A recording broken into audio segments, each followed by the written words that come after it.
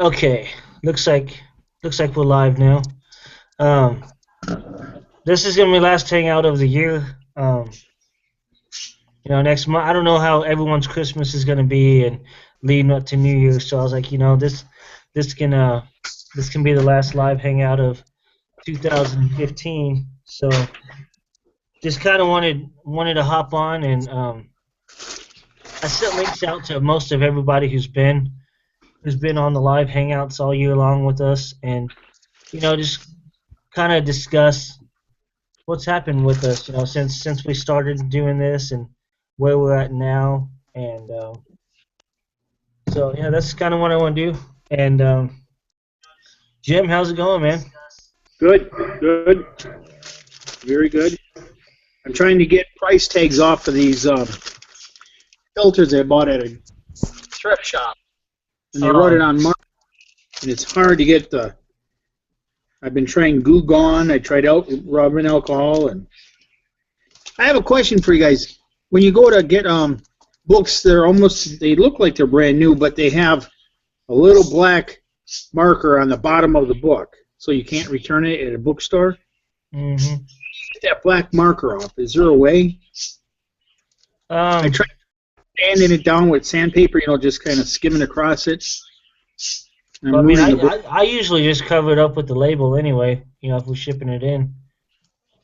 But it's on the bottom of the book, the ream, or where the pages all come together on the bottom.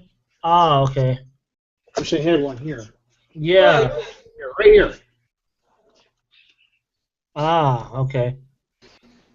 These are I brand don't new know. books. You got to look at them. Oh wow, whoops.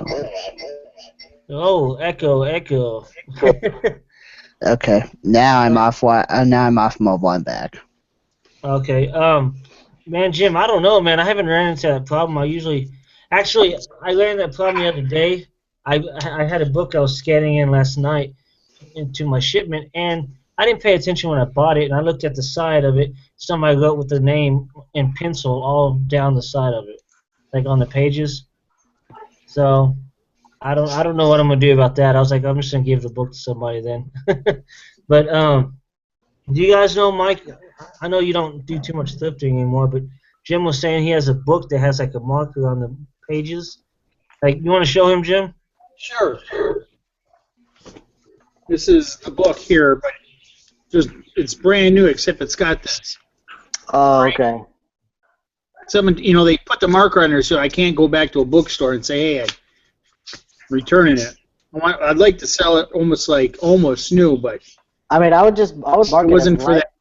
yeah, I would mark it as like new and just put in the description. There's just a black mark on the pages, and then price it close to new, or Yeah,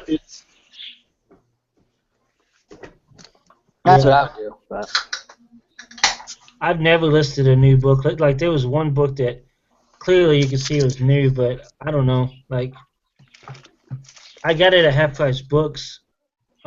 So I don't. Some of those books are new, some of them aren't new.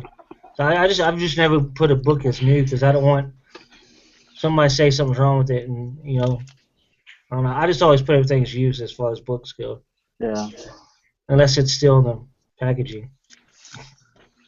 But yeah, I think out of the people that's on there now, Mike's been with us the longest on Motivators. And like I was saying at the beginning of it, man, when we first started doing these live shows for Hangouts, you were all about thrifting and stuff like that. I remember you saying 90% of my stuff's thrifting, and he was working out of his garage at the time.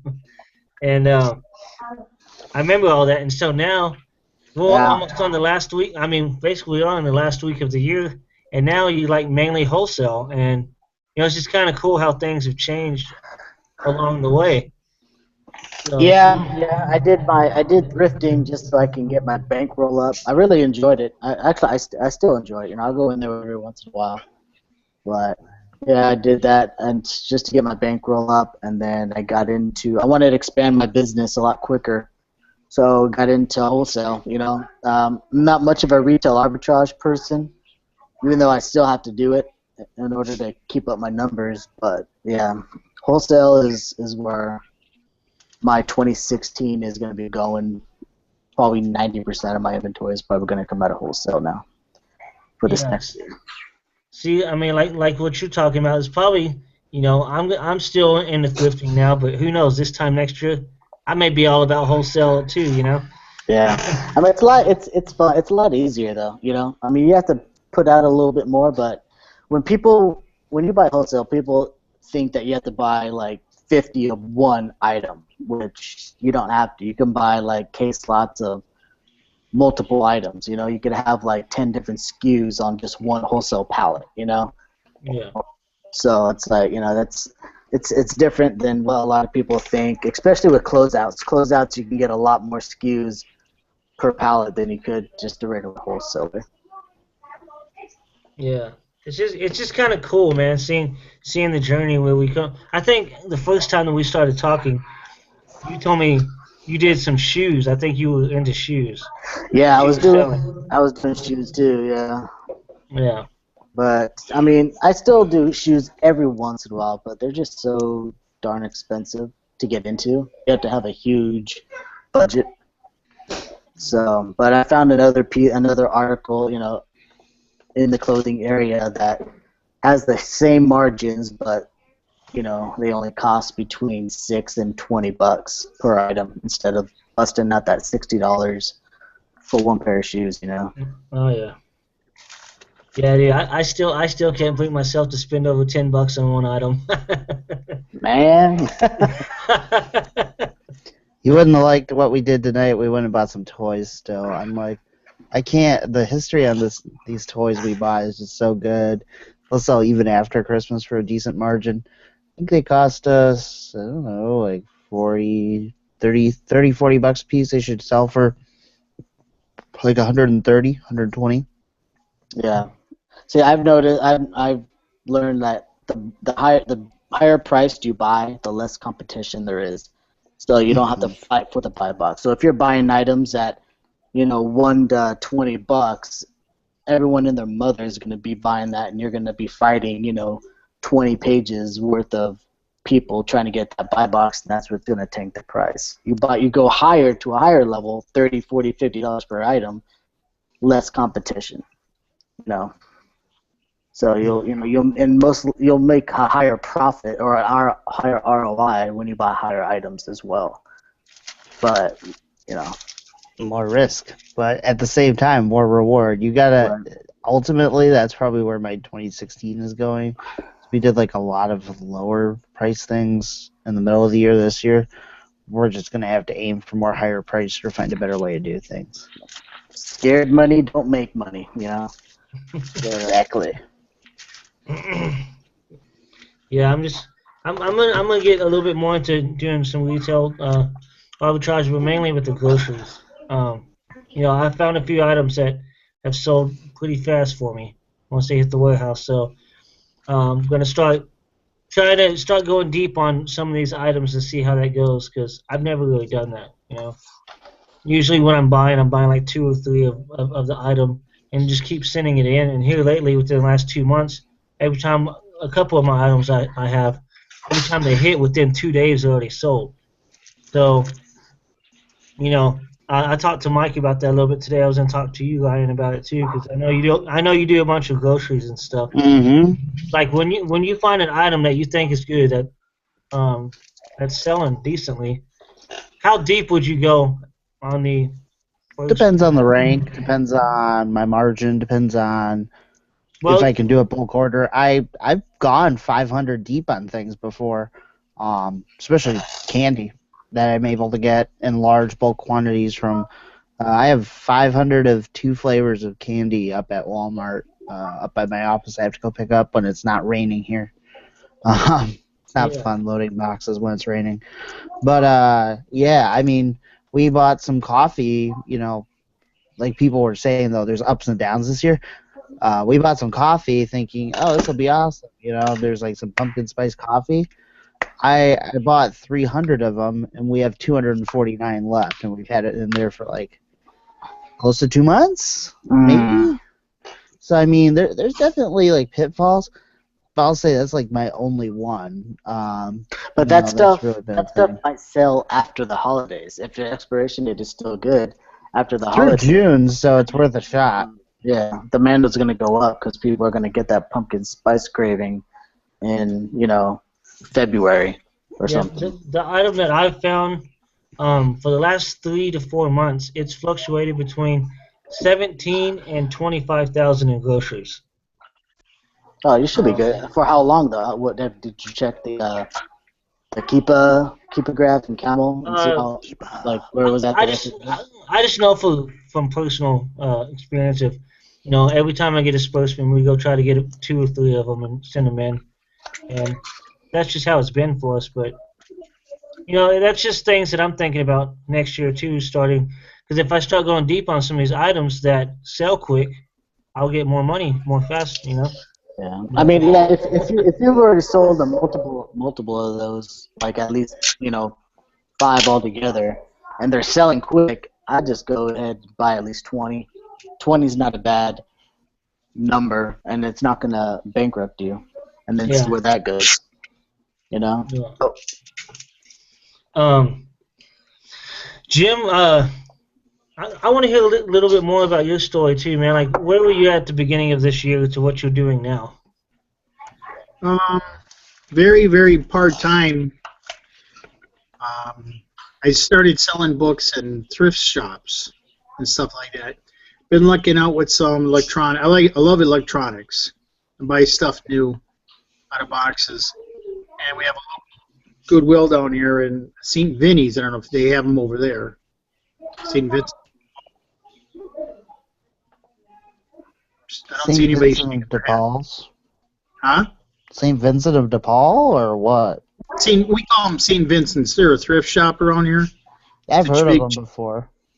Anyway, I buy a lot of hearing aid telephones. Those seem to be selling really good for me. Oh yeah, Speaker deals with disability because I work with disability people. So I know there's a niche out there for that stuff because we're constantly buying. In fact, to find out, my boss bought a phone from work that I actually sold. So that's how close the network is. I didn't know she was looking for one, and then when she bought it, and she goes, she knew it was my store. So my niche is electronics and that deals with disability people. They're like telephone aids and electronics that when you get off the wheelchair, the alarm goes off and stuff like that. okay. Cool. But as for money, it peaked in November, but then in December it kind of dropped really fast, and I'm just trying on every. Very cool. Uh, see, oh, Mike's asking in the chat. He said, so anyone can answer this. This is it'd be cool to see what you guys say about this. But he says, got a question. Say someone is just starting out this first quarter and has $500 to spend on sourcing. What would be your strategy and what would you avoid? honestly, I would go thrifting. You wanna build your bankroll, man. That's the main thing. You need money. I don't want to say I don't want to say you need money to be successful, but well, yeah, I guess you do. But It helps. yeah, thrifting will give you your margins that will give you a good return.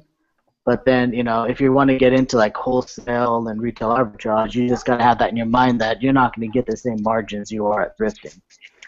So, yeah, I would say if you want to build your bankroll so you can actually scale your business, start with thrifting.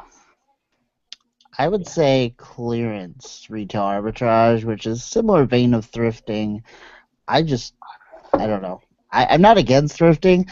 I just like buying things that are, I don't know. I guess mainstream stored. I'm a little biased, but I mean, really going out to a clearance shelf and saying to yourself, "Oh, well, this was $20 and I can buy it for 4." It's the same idea. Your buck goes farther, and if you can buy $64 items and make your money back and make 200% on them, lets you get started that much faster. I mean, thrifting is a great way to go. I personally don't go to thrift stores because I don't know. I didn't do it when I started out either, which is kind of funny. I guess I just never really thought about it, but I mean, Yes. that's what we mainly did was clearance stuff when we started getting into it in January, and come April and May, I started. And that's another thing I want to talk to everybody about mistakes that you've made throughout the year. But I started taking money like in April and May for my kids' birthdays and stuff, and I started taking money too soon, and yeah, it kind of killed my sourcing money. But I mean, that's what we did up to that time. We would hit up Walmart. I mean, Walmart was a favorite place. We would hit all of them and find all the clearance stuff. And then we found Walgreens and saw that they had awesome clearance stuff. And that's what we mainly did up until the summertime. And we started going to Goodwills and thrift shops and finding amazing ROIs on things and just kind of mixing it up. But that's one mistake that I made was pulling it, not setting a limit for myself, and I just I was like, oh, I'm just gonna borrow a couple $100 from this and this, and I shouldn't have done that. I should have found other ways of doing it. I should have just left it alone and kept it to keep reinvesting. But thank God now I'm at a point that I have it set up how I want to. I have it set up where I can keep reinvesting money and keep growing money, and I have it set up where I'm paying myself now, and I'm not just dipping in, grabbing money every once in a while. So I have a plan now, which I didn't have going through this year. But I mean, what have you guys done like mistakes that you've made? buying large quantities of Fitbits. Well, let me step back. Buying large quantities of electronics.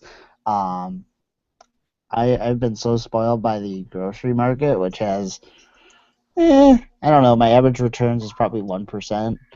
And all those returns are reimbursed by Amazon because the customers can't return the item because they can only get a refund. So, yeah, being so heavily electronic focused, and then I bought $4,000 of Fitbit stuff that I still am holding on to and still can't sell. So there's that. Oh Don't go. man. There's going deep, and then there's going deep. Um, don't go deep on something with a 10% margin. That's a bad idea. Oh yeah. uh, what about you, Mike? What I did was, okay, I'm totally anti-clearance at Walmart and Target. To me, I just think that's just asking for trouble. So, but from experience, I went deep on some clearance at Walmart when they did that, and it kind of screwed me in the. I sold all of it for but at the end it ended up selling for a couple bucks, towards the end, and I wasn't happy about it. So that's why I stopped doing Walmart and Target clearance. I'm not a big fan of those. I mean, I'm a fan of clearance, but only in specialty stores and stuff like that where it's not clearance everywhere. So that's where I got screwed up, and it kind of screwed up my budget for those 2 months because I was relying on that cash, on that ROI to come in, that cash. So, but Yeah. other than that, I know not to buy clearance at Target, Walmart unless it's like Lego or something like that. Yeah, Target clearance is a bad idea. I don't like Bad Target idea. clearance, man. I've never found anything good at Target clearance. It's always been Walmart. I haven't found anything at Yeah, Target. I haven't sourced in Walmart Dean. ever for months. Like I do not like Walmart at all. I like Yeah. Walmart for ordering large quantities. Other than that, don't really like Walmart. What's up, Kelsey? How's it going, man? We can't hear you, Kelsey. Yeah, I think it's. You may have to reload the window. Yeah, yep, you're on mute. Now you're off mute. Still can't hear you. We got Dean joined us. Sweet. There's the man right there, I think Dino. Dean just put his photo up there just because Yeah. he thinks he's a movie actor. Look how handsome! Look how handsome he looks, man. So I'm saying he thinks he's a movie actor. I like how famous I got. I was just looking through the previous hangouts. And apparently, I'm like the photo in this hoodie on one. Yeah, you with the do that cartoon image with the Jufo. Oh golly, That hell thing's yeah! amazing. It is super amazing. Yeah. Can you hear me now? Yes. Yeah, Kelsey. Okay, cool. Yeah, man. What? We were just talking about That's better.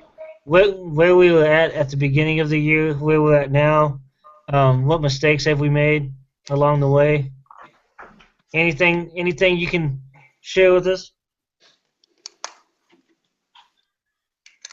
You muted again. Sending out a case pack was not a case pack. I mean, just because everything is the same item, I realize that it's not a case pack unless it comes from a manufacturer or whatever the factory or whatever. So but I didn't tell you what happened with that. Oh No, yeah, what that's happened? Catch it right. It went to our favorite place, Kenosha, Wisconsin, Oh, I love those Wisconsinites. and catch it right. They lost the package, Ooh, fun. so they paid us out. oh yeah, I love that, man. I So have gotten $2,000 of reimbursements on this disbursement cycle. is It's that right? nuts. They've lost so much stuff. Easy Yeah. money. Yeah, it was a good payout. I was like, wow, I didn't think that would happen that quick. I was glad because I didn't want that ding on our record, Yeah. and that's what I thought it would have been. Other than that, I mean, as far as purchases, um, maybe buying out of rank, buying things that are a real good deal, and the markup is real sweet, but the rank is still kind of sloppy, and you're just hoping. And once in a while, it pays off. I mean, I bought some pillows over at where was it? Over at Kohl's, man. These pillows were like 600,000 in rank, but they were like $23, and they were going for like $100 almost online. So I said, you know what? Let me take a chance. And they sat for a couple weeks, and somebody ended up buying both of them. So I mean, me being a freshman, and that's what we are. We're freshmen in this game, so we were geeked just because of that little sale. So, but we're learning as we go. And I mean, everybody in the group has been giving me tips and giving us all kind of advice, and it's been good ever since. We haven't really made too many mistakes. Yeah. Speaking of making no mistakes, here's Dean. Every mistake. It's Dean. How's it going, man? Good, man. How y'all doing today? Been pretty good. What's pretty up, good. man? Oh, man. Hey, man. I don't know if you've caught it from the beginning or not, but we're just kind of sharing stories of where we were at the beginning of the year, where we're at now, what mistakes we've made along the way, what good times we've had along the way. See, like, you figure it's like this, like, last February, or not last February, last year, it was me and another guy, and we had our own account, and, we hit Q4 for the first time, and then we separated after Q4, and I didn't start back till like February, and it's just as far as where I'm at now versus February, man, it's just been. I knew Amazon's there, man. If you play the numbers right, they're gonna sell it for you, man. I mean, you gotta be thankful for it. It's an amazing time to be on Amazon right now. Yeah.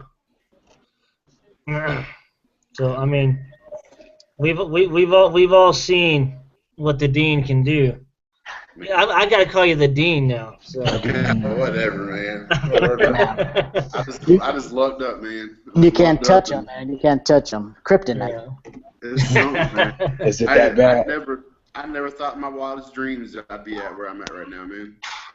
I mean, So let me. This is just a personal question I wanted to ask you. So what do you think? This time next year, do you think you'll be full time and you'll let Cartridge World go? Nope. Nope. Never. Never, man. Never. All right. Because I like the structure. I like the structure of me waking up in the morning, going to Cartridge World, and the only difference is now I'm getting a warehouse, and it's like a block down the road, and I can do half in the morning, and then Amazon half in the evening, or half in, from 12 to 6. Yep. And I mean, if you can grind it, might as well, man. Yeah. I No mean, doubt. you're going to be on that level where you can have employees doing everything for you. That's what Mike's trying to get me to do, man. He's saying to get my teams going and everything. So Exactly. That's what I do. I mean, do you got people working for you at the Cartridge World thing? yeah, I got a manager and a delivery driver. Okay. Now you just gotta get some of those people in FBA, you know? That's all I got to do. Just get them out there. Just put them in place, and yeah, that's the best thing ever. My brother, who I don't think any of you have ever seen him, but my brother does most of our warehouse sort of work. He does most of our sourcing. I mean, I'm there That's for the way to like. do it, man. I mean, if they can get past the what's in your head, out in the world, I mean, it's easy then. So, but I haven't got there yet, so I'm hoping to figure out that way coming up next year. But I'm hoping the next year will be just as good as this one. Yeah. I was actually checked out that show you did last week, and I didn't get to catch all of what you guys were discussing about this one part, but there's something about the guy who was on there with you. He was saying about going deep on an item that Amazon can flag that or something, a request for an invoice or something like that. Oh yeah, man. I mean, I could speak from personal experience, man. I mean, I got this one item that I went deep in over this quarter 4, and before they released them, I had to provide invoices to them, and luckily, I had 3 different invoices, and it covered the whole thing. But I mean, I don't know why I don't know why they're doing it. I think there's no telling why they wanted to flag people like that, but you just got to make sure you got the paperwork right. Wait, Yeah, school me to what happened. What went down? Go ahead, Chris. Yeah, I mean, basically, what I got from is, that Dean, the guy was saying that Amazon's starting to flag people's accounts that's sending in large quantities of items Oh, really? and asking for the invoices from the manufacturer or whatever. Yeah, I think they do that just so they make sure that it's not counterfeit, or they make sure it's legit. Yeah, I mean, the reason why I bring that up is because we have Ryan on here too, so I wanted to see if he's ever experienced that, because I know you just said you had 500 of quantity of this candy, Have you ever ran Yeah, into that problem? I've never been asked for invoices on candy. On electronics, I have, and I'll tell you this right now: we tried to use receipts for Fitbits, they wouldn't take them. So I'm trying to find a wholesaler that's actually worth a damn in Fitbits. It's like ridiculous. So I mean, people who go and get large quantities of items just go around and shop at all the Targets or Walmart and get all the items. I mean, what do those people do in that case, I mean, literally, you can go to Walmart, Target, obviously not, unless you find like 2 Targets in the universe that are friendly to people reselling still. But Walmart, I will tell you, literally right now, if you develop a relationship, I have no problem going up to my Walmart manager and saying, I want 2 or 3 skids of this. Can you order me 800 of these, 200 of these? We went scanning this week, and I'm like, that's going to be like a big part of my business next year, is probably wholesaling through Walmart. I don't know. So they put aside the invoice from you that they send them, or what? I probably could ask her for one. I wouldn't be surprised if they could grab one from me, like from the warehouse. But I know I basically say, hey, I want like 800 of this, 500 of these, 500 of these. She's like, okay, cool. It'll be in here on the truck on Friday. Like, okay. So, I mean, Ryan, do you have to give them a kickback or something? No. Straight up? I mean, I don't have to. I probably will give them like a Christmas present or something here when we go pick this up. But Well, same thing. Like my UPS store is pretty cool. I can get pallets dropped there. Mm. I obviously don't have storage space for them, so I can get it dropped there, but I have to go get it. But yeah, I mean, really, what it comes down to is just like working with people, and you can buy large. Yeah. I mean Like, that's just one thing that holds me back on doing the whole RA thing. Getting a bunch of products is, if they ever ask me for that, I'm not going to have that. I'm just going to have a receipt. yeah, that's one of the problems. That's why we're trying to do some more wholesale. Like, I have this chocolate bar company that I don't know. They just started getting put into the stores like around here, and I'd never heard of them before. And I'm like, oh, this is 12,000 in grocery, and we're the only FBA seller. I like this. Um, Yeah. so I don't know. I'm trying to work up some of those relationships. That's a goal for next year. Yeah. So I mean, like Dean, I mean, you go to tons of Targets. Do you hang on to all your receipts, and they say, "Hey, you shipped in 60 of these items. We want to see the invoice," or what? Not really. I had one time with somebody claiming that the one product was counterfeit, and they were saying we need invoices for them. And the only thing I had was Walmart, and all I did was basically marked out everything that wasn't that item, and I just drew an arrow with the ASIN, and I emailed it to them, and that was fine for them. Yeah. I mean, I had that issue one time. It was with the Vice Grip or something. It was some tool that I saw on clearance, and they were like, someone questioned authenticity of it, but I already sold the item, but I forgot to delete it out of my inventory. I And think you're good with Target and Walmart because they tell you on the receipt what the item is. But yeah, like with TJ Maxx and Marshalls and all them, I think it just says clothing. So yeah, you're good. Yeah. yeah, because I mean, what I did is I just went to the website, I found the item, and I said I don't have the receipt. This thing is, I sold this 5 months ago. I don't have the receipt. And then all I did, they said, well, we need something showing that the item actually exists. And so all I did is just go to Walmart's website and I copied the URL to the item and I posted that in the email to them. And I guess they took it. I haven't heard anything else since. That's good. This was back in July, I think. No, that's good, man. So that's another reason why I like doing thrifting and stuff, because I don't think I ever have to worry about anything like that, because I'm not sending in huge numbers of the same item. I mean, Dean, I bet you hit this up. I don't know how many of the rest of you gotten any of those like people that either maybe real or maybe not real, the people that love to send those cease and desist notices and the copies of lawsuits and things like that. Oh yeah.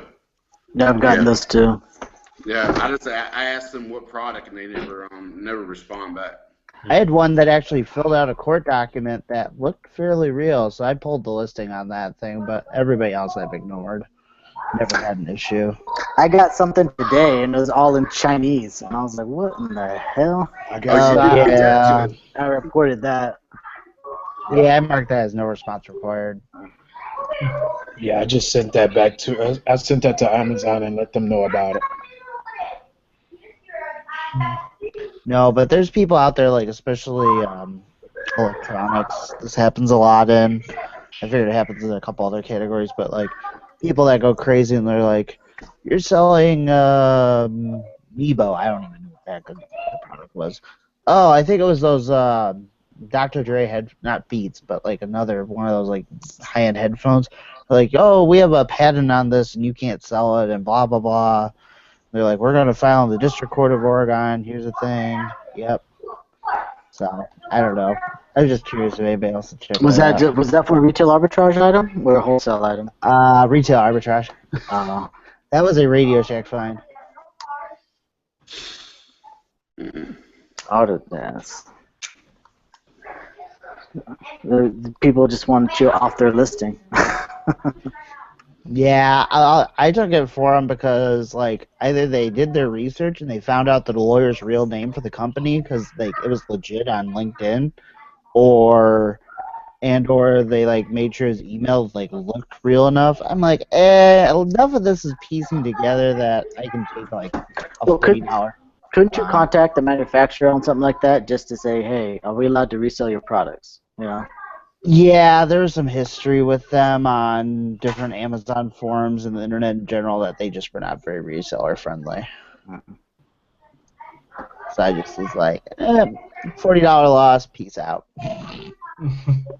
Hey, let me throw a question out there because I've been looking at a few videos on YouTube, and I think it was Cody Hawk that said something about arbitrage is going to be a thing of the past soon. What do you guys think about that? I think he's going to be a thing of the past. Hey, People Cody, come and go. Cody, that was Dean Jarreau. Yeah, People Cody. come and go all the time. I mean, how many of us were in this game 2 years ago? Anybody? I mean, Dean might have been. Yeah, that was 2 full years ago. I mean, I've been in 18 months, and you know what? The turnover, and even like, not the motivators group so much, but like some of the bigger groups out there on Facebook is just insane. I mean, you see some of the big groups have 15, 20,000 people. You think that those people are really all there? Nah. People come and go. It's not going anywhere. Yeah, I mean that's why. I mean, I hated to do it, but that's why I had to pause the motivators because I mean, a lot of people are coming in, and I want people to motivate each other, not just come in, look around, not help anybody, or come in to snoop on other people and stuff like that. So Yeah, straight up. so I paused it for a while. I'm letting a few people in at a time now, but I mean I'm getting like 15 requests a day. And you got to weed through those requests because a lot of them from overseas, or you got to look at it. And man, you guys know from Sourcing Society, man, running a group is, I mean, it is a little bit of work. You got to pay attention to who's coming in. Yeah. Yeah, I know for the Sourcing Society, we kind of look at everyone that asks to join. Not everyone gets approval. Exactly. Just because we're trying to keep it at a certain level. Yeah. So. I'm sorry. What were you? I should have took a shot at Cody on that. What were you asking? You saying? What he said basically was arbitrage would probably come to an end because of he said to a certain point of what we were doing was to a certain point, and please don't quote me on this. To a certain point, I think I know what video you're talking about too. Yeah. Almost illegal because it wasn't sanctioned or something. Or you sound like my friend George. My friend George thinks that everything I do is illegal. Is gonna FBI is gonna come arrest me or something. If it was illegal, then Walmart would not offer us tax exempt cards. Neither TJ Maxx, all that. It's not illegal. I kind of understand. 20,000 people doing it. Although I kind of understand where Cody's coming from. It could be saturated, but it might change in the next couple of years. But I don't think it's going anywhere. Yeah, I mean, look how much money Amazon's making off of these selling fees. You know how much money Amazon's made off of me? This disbursement. Let's see, $13,000. It's crazy. That's off one person. Off me. Now think about how much money they made off Dean. They're whipping me like crazy. But hey, it's part of the game, man. Hopefully you're hitting them up for every reimbursement penny you can freaking get. Yeah. Let me ask you guys this. I mean, because my inventory, we just started in October, and we have a smaller inventory, of course. How do you keep up with all of your product loss, damage, and all of that? I mean, how do you keep up with all? Do you go through everything every day? Because your catalog has got to be like fat. Mine's opposite. I probably get the least of anybody in this band. Dean, you got more than 200? You got about 200 SKUs, or you got more than that? I got way less. Yeah, Yes. I'm in the same boat as Dean. Like this Q4 drained me, so I'm below 100. I'm below 200. Just to tell you that in SKUs right now. I'm at about 175, maybe a little lower, but some of those are just like onesie, twosie things. But All year round, I stay around 150, 175. Okay. So in other words, I mean, and of course, I'm not asking any secrets. I'm just asking for a little advice. No. Mm. You just kind of concentrate on the things that are sweet to you for the most part. Might as well. Yep. I mean, if it's working, it's working. No doubt. Yeah. You No find your doubt. sweet. You find your sweet spots and everything. You hold on to them, and when all of a sudden somebody finds out about it, they're gonna tell somebody, and then Right. everything's gonna go downhill. You just gotta always be looking for the next thing, man. Welcome Right. aboard, Chris. Glad you got the link working. Okay. Yeah. Hey, there's Chris. What's up, man? No, is he muted?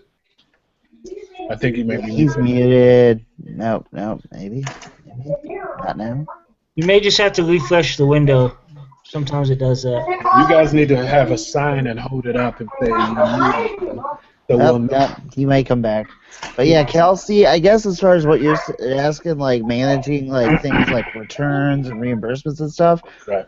I go through like once a week and I write down like every time I get an order, I make a flag in Gmail because all my emails come through Gmail, Okay. and I go through and I flag it return, and then after about 45 days, I go through back to my email and I say case opened. I put another flag on it. I copy and paste the order ID into Amazon. And I say, hey, this was returned. I want to verify that it's received. Can you show me the log number of like the date it was received on the reimbursement log or the date you reimbursed me?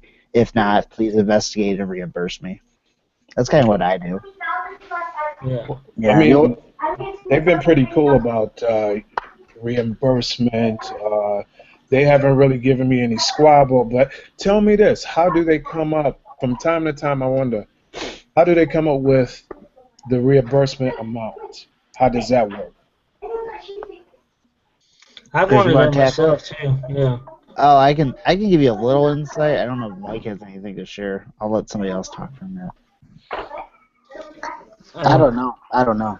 So it's a You guys mix hear me now? of the average selling price and over the last 90 days or so is from what I've read. Okay. And they take your fees out of that, so whatever your Amazon fees would have been if you sold the item, and that's usually what they end up giving you. If you disagree with it and you have an invoice for that item or a receipt even, all you need to do is upload, scan the receipt, and they'll reimburse you that. But I'd say 8 or 9 times out of 10, they're going to give you more money than it costs you to buy it. Man, Yeah. if I'm making over, and most of the time it's over 100%, I'm like, hey, whatever, just give me the dough. Yeah. I bought some Straight gum up. for $1. They gave me $25 for a thing of gum. Let's go. It was like beautiful. We can do that every day, Amazon. Just like 10 of those, and I'd be okay. Huh? Just send it in and you lose it. That's fine. Just give me the money. You guys 10 hear of me those a now? day.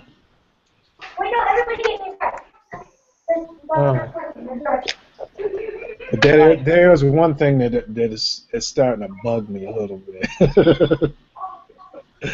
You get a product, and I mean, the markup is great, and then somebody else finds it probably a week later, and they're chasing you around on the price, getting in front of you by a penny, and it's like, oh my goodness. So I just back off. I say I'm gonna back off for a minute, for a couple days, depending on what's going on, and then I'll jump up in front, and then they'll do it again. So I don't really like playing tic-tac-toe, but sometimes, I mean, with quantities like you guys have, I mean, you probably had those programs that change prices for you and everything. I mean, I'm still doing things manually. I was going to say, yeah. Dean, what do you use for repricing? I usually reprice it.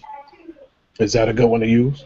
I mean, it's low. I mean, it's $9 a month. Okay. How much a month? Yeah.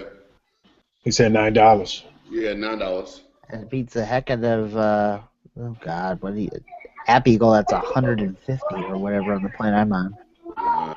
I'm a cheapskate. I like to keep my money. But that's my thing, man. I stay right there. I keep the repricer to where it only drops a certain percent, and then I mean reprice it's not as clean as App Eagle or I've never seen Be Cool or anything like that, but it's a little bit more technical. But I mean, I liked it. I mean, it's just something I kind of learned and everything, and I mean. You get a new item, you set the parameters and you just let it go, and then whenever it sells out, just delete the listing and it's no longer in there, and then just throw it up there again. Dig it. Okay. Yeah, man. Do you guys have any? I'm looking for a Bluetooth scanner. Of course, everybody's using that KD100. 200 is the one I got.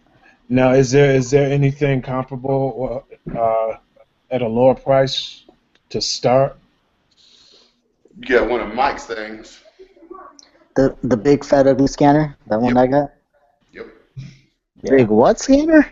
It's called the big fat ugly scanner. It's a private label scanner that I use, and it's like $70-$80, and it does everything the KDZ does. So it worked for me for the past year and a half. Does it work fairly quickly, or is it kind of slow? No, it's not slow. I mean, okay, it's quick. Yeah, I need something fast enough. It's faster than actually pointing your phone. Trying to. Oh gosh, it takes forever. I don't see how people can do that. I did that for a year and a half, dude. I only had a scanner for like the last 3 weeks. What all you gotta do is just just get your little I still use my phone, man. Man, you're crazy, dude. It's not. I mean, Scoutify is not that slow with it, man. It usually picks it up pretty quick. Just wait. Scoutify drives me nuts a little bit. I like Profit Bandit better. I really do, especially on iPhone. See, I like Profit Bandit. I like the fact that it tells you if you should buy it or shouldn't buy it. Like, I like that. This is why I have 2 devices to scan. Yeah, see, I like Profit Bandit because I like it because I can actually I'll scan if I'm doing retail arbitrage I'll change the profit to ROI and I'll just set my ROI and I'll just scan my search through ROI. That's the way I like it on Profit Bandit. But that's $10 a month, right? Yeah. But you have to pay $50 to hook up a scanner to it. Yeah. Yay! And then if you have Android, you have to pay for serial gears. Yeah. So I've been using I use Inventory Labs the most. So. Yeah. I love this business, but I hate all the subscriptions that come along with it. Like, I'll just tell you guys tonight. Right off. Actually, next on Wednesday when I get my disbursement, I'm actually gonna finally sign up for Joe Lister. Because I still have like 80 items I can put on eBay, so I want to use that so I can fill up all those items. But Joe Lister is good. You just need to go back and kind of change the titles a little bit. You want to add some keywords. That's the only bad thing about Joe Lister is it pretty much does the generic title. So with eBay, you want to actually go back and just add some keywords into each listing. Yeah, I mean that's I have Inventory Lab that I have to do. That's $50 a month. I have Be Cool. That's $50 a month. Then you have your Amazon seller fees. It's $40 a month. Now I'm gonna do the Joe List. That's another $25 a month. I think. It's all tax write-off though, man. Exactly. Yeah. I mean, it's just you have to make that money. You have to make those profits. If you're not making enough money to pay for the subscriptions, you don't need the subscriptions. Yeah. I always said I'm just gonna stack my chips up for a minute and then I'll start plugging in where I need to. But right now it's just about really just turning over, and flipping everything. Learning everything as I go, and again, the group has been great, man. You guys have been teaching me a lot, and I thank you again for answering my questions. When I hit you via IM. Oh yeah. But like I said, I mean, right now you guys are my school, and you and YouTube. YouTube. Speaking of YouTube, look, here's Paul. What's up, man? Hey, what's going on, guys? What's up, Paul? Thanks for joining in, man. Yeah, sorry I'm late. I've been running around doing stuff, so just now got back. So. Okay, we were just, we were just asking everybody, where they were at the beginning of the year, where they're at now, what steps have they done along the way, what's been different, what mistakes have you made, stuff Yeah. like that. I mean, I'm pretty much right where I was at the beginning of the year as far as, I've gone a lot deeper into Amazon and, like over I don't know if I would call it a mistake, but over, the first 6 months or so of the year, I kind of started blowing off eBay and I wasn't into it that much, and I was trying to focus on Amazon, but I ended up with a lot of eBay inventory, thinking I'll get around to listing it. I got a storage unit, I can keep it there till I do it, blah blah blah. And now it's like I'm kind of buried in it with all the eBay stuff, so I've been staying away from Amazon, just not sending anything in there, trying to build up my eBay again, and just get stuff there, just to get rid of some of this excess inventory. And when you run out of stuff to list on eBay, I have a few things for you. It's gonna be a while. Just a couple boxes. Yeah, it'll be a while. Like 6. I mean, like I said, things are always changing. I mean, for me, video games are still half of my business, no matter what. And I mean, I was running my numbers for the year just to see where I'm at a couple days ago, and it was even now. It's like where like last year this time it was probably about 70% video games. Now it's down to about 50%. So I have been moving into other things, and it doesn't really account for like Craigslist and stuff like that. That's just eBay and Amazon, but. Yeah. That's awesome, man. So I've been expanding a lot and just like I've been learning a lot about different niches and things like that. My photography's through the roof compared to what it was a year ago. Yeah. Still not where I want it to be, but Yeah, that's one thing that I could improve my eBay listings. the cell phone pictures, Yeah. They can only go so far.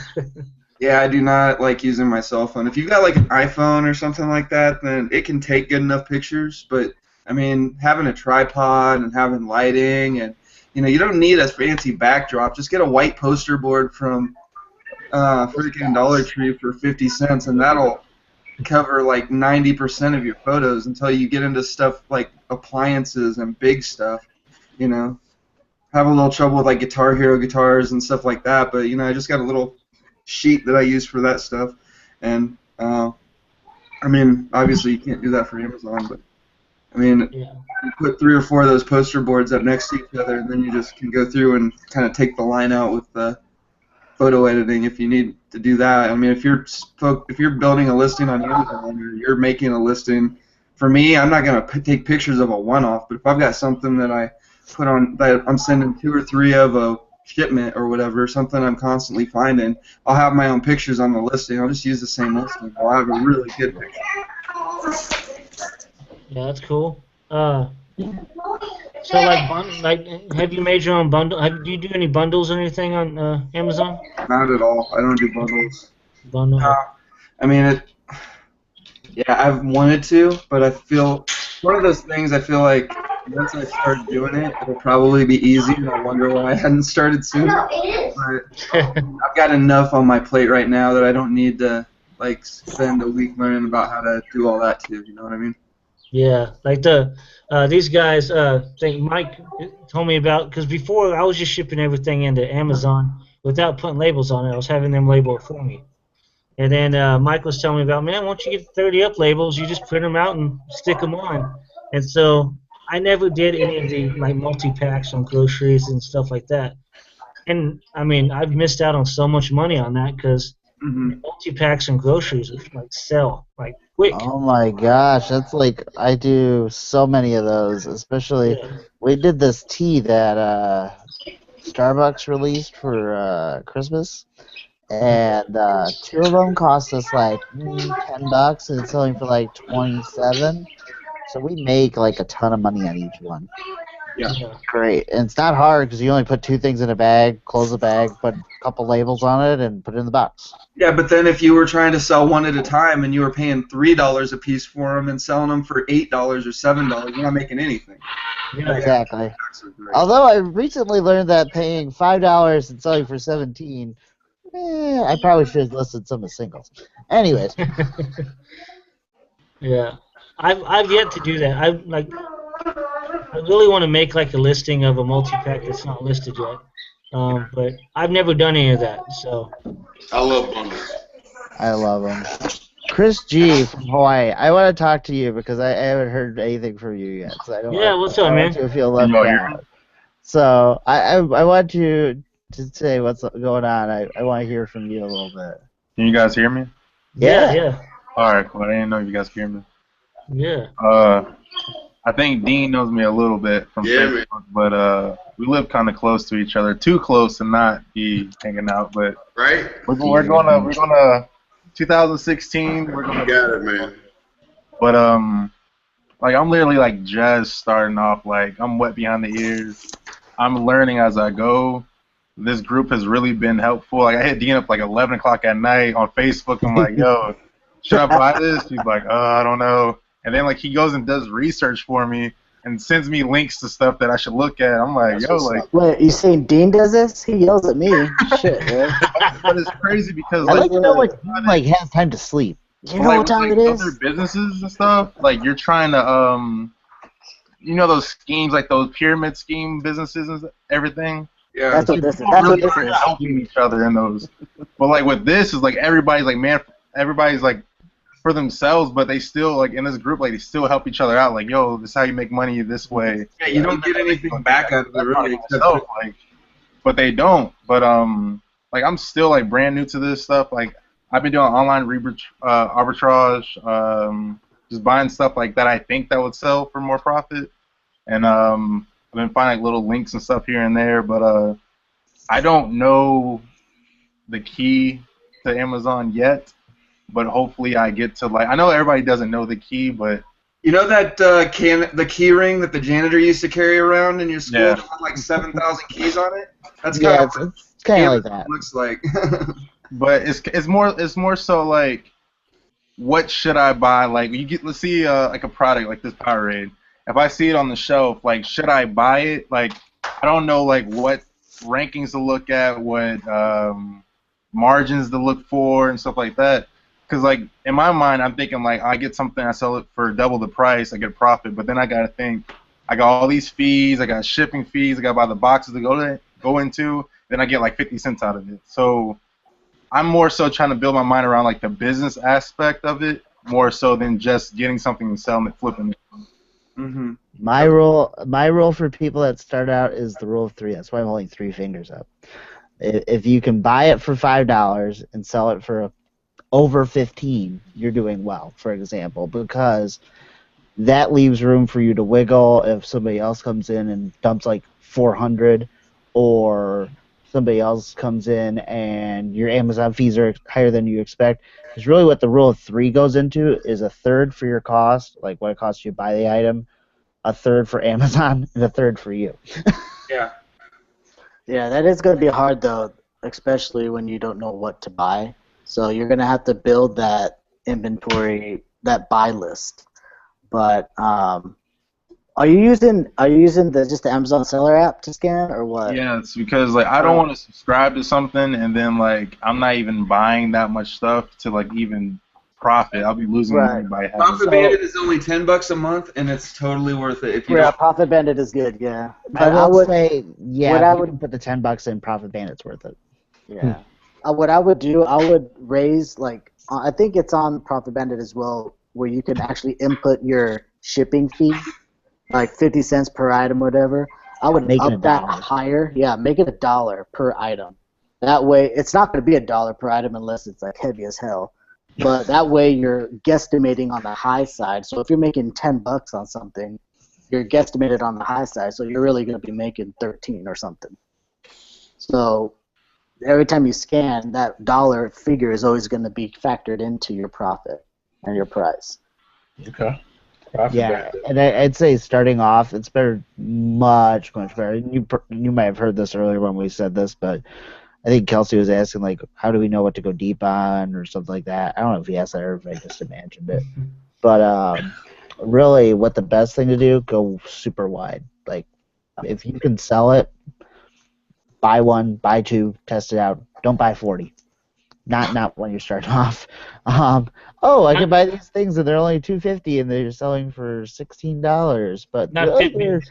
they're 900,000 in the category that only has 1 million items in it. Whoops. Yeah, like this right here. I got this toy off of like this website. I got it shows you like links to certain things, and it's a kid's toy. I got it for $4.88 a piece. I got 3 of them, and they're selling on Amazon for like 27. They were selling on Amazon for like $27. Now they're like $20 a piece. That's still pretty good. That's not so bad. But the bad side is when I went on Amazon to sell it, I found that I couldn't sell it on Amazon. Oh, man. Why? I can't. Let me guess. Were you trying to sell it merchant fulfill, or were you trying to sell it? No, I'm trying to sell it. I was trying to FBA it, FBA ship it, but they told me I couldn't. Why did they? Why don't I What's would the call brand? it? Yeah, It's Skip Hop. It's like a really popular brand. that might be why they did. How many people are on that listing? I'm not sure. I'm not sure, but When you see something that's a very high-ranking item that is selling for a really good price, and there's only a couple of sellers on the listing, then you need to make sure that it's not. Yep, I just looked up some of their stuff. There's like 2 or 3 people on it. Yeah, because the companies will actually make, if they don't know you, they'll tell Amazon this guy's not allowed to sell my product. Right. So They got their. It's called exclusives. So what I they did probably have was an create an exclusive. eBay account, and I posted it on eBay to sell it. Yeah, I'm blocked out too, dude. So I just looked up like a random item. The only people selling it are Amazon and Quidsi, which is like an Amazon like sub company. Yeah. As far as like anything in that category, it's restricted out. But you live and learn. Was it smart by going to eBay and trying to sell it as well? Yeah. Oh yeah, I would imagine. And if I can't sell it there, I'm pretty sure like little local classifieds on Facebook Give groups your and stuff. receipts and return them to the store. I mean, I don't. Well, this website I went on, like, it shows you the price drops on Amazon. So I bought it off of Amazon when the price dropped to like $4.88, and then now Did the you go to price dropped something back like up to like. Keepa or something like that? What do you say? Did you go through like Keepa or something I like think that? it was into like the top something drops? zombie. I forgot what it's something zombie. Price Zombie. Zombie. Yeah. Everybody- Sometimes those things can be good. Sometimes those websites, you have to really do your. They're good leads. Don't get me wrong, but like a lot of times you have to really do your research on like a lot of those price drop websites because they'll say what things price drop. Don't get me wrong, but you'll see things are 95% off. But sometimes the ranks are really weird. They're in a subcategory, which means that like let's say something's 50,000 in home improvement, which is fairly good. Should sell 4 or 5 a month easy, as long as you're in the buy box. Then you realize it's really 50,000 in power drills, not in home improvement itself. And you're like, what the hell? And this thing went from like $100 down to 12, and you're like, oh, buy like 10. Why not? And you're like, oh, well, I'm screwed. Yeah. Another thing to look out for. Do you have a Prime account? Yes. Did you buy those on your Prime account to sell them on your Prime account? No, I bought it. I forgot. I didn't buy it on my Prime account. No. Okay, because you're not supposed to do that either. Yeah, they'll nail you for that. Big time. Yeah, they'll send you nasty grams. So I posted on eBay. I got Joe List there, but I got the free version, so I can only post like 2 FBA items at a time, just to test it out because I don't know all this stuff. I'm still new to it, so I'm just testing things out for the lowest prices possible. And then if it's like really working out, then I'll like expand and start paying. Chris, come to the South Side, man. I'm trying to. I gotta wait till I get back from Carolinas. Yeah, man. Come to the store there, man. Hey, next thing you know, I might be working with Dean. You never know. Yeah.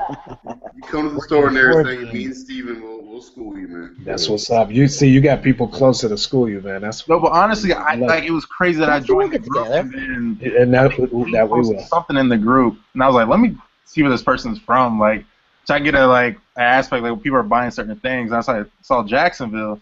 I was like, no, like, Yeah, man. I was like, there's no way. I was like, yo, hey, I live in Plymouth Island, blah blah blah. And he's like, yo, that's really close. I was like, hey, we have to hang out now. Like, we have to, like, because it's crazy because, like, when you join groups on Facebook, people always live in the opposite side of the country that you live in. Like, or they live, like, in the middle of Live in, nowhere. like and Utah, you're you're like, like, I live in Florida. Where the hell is that?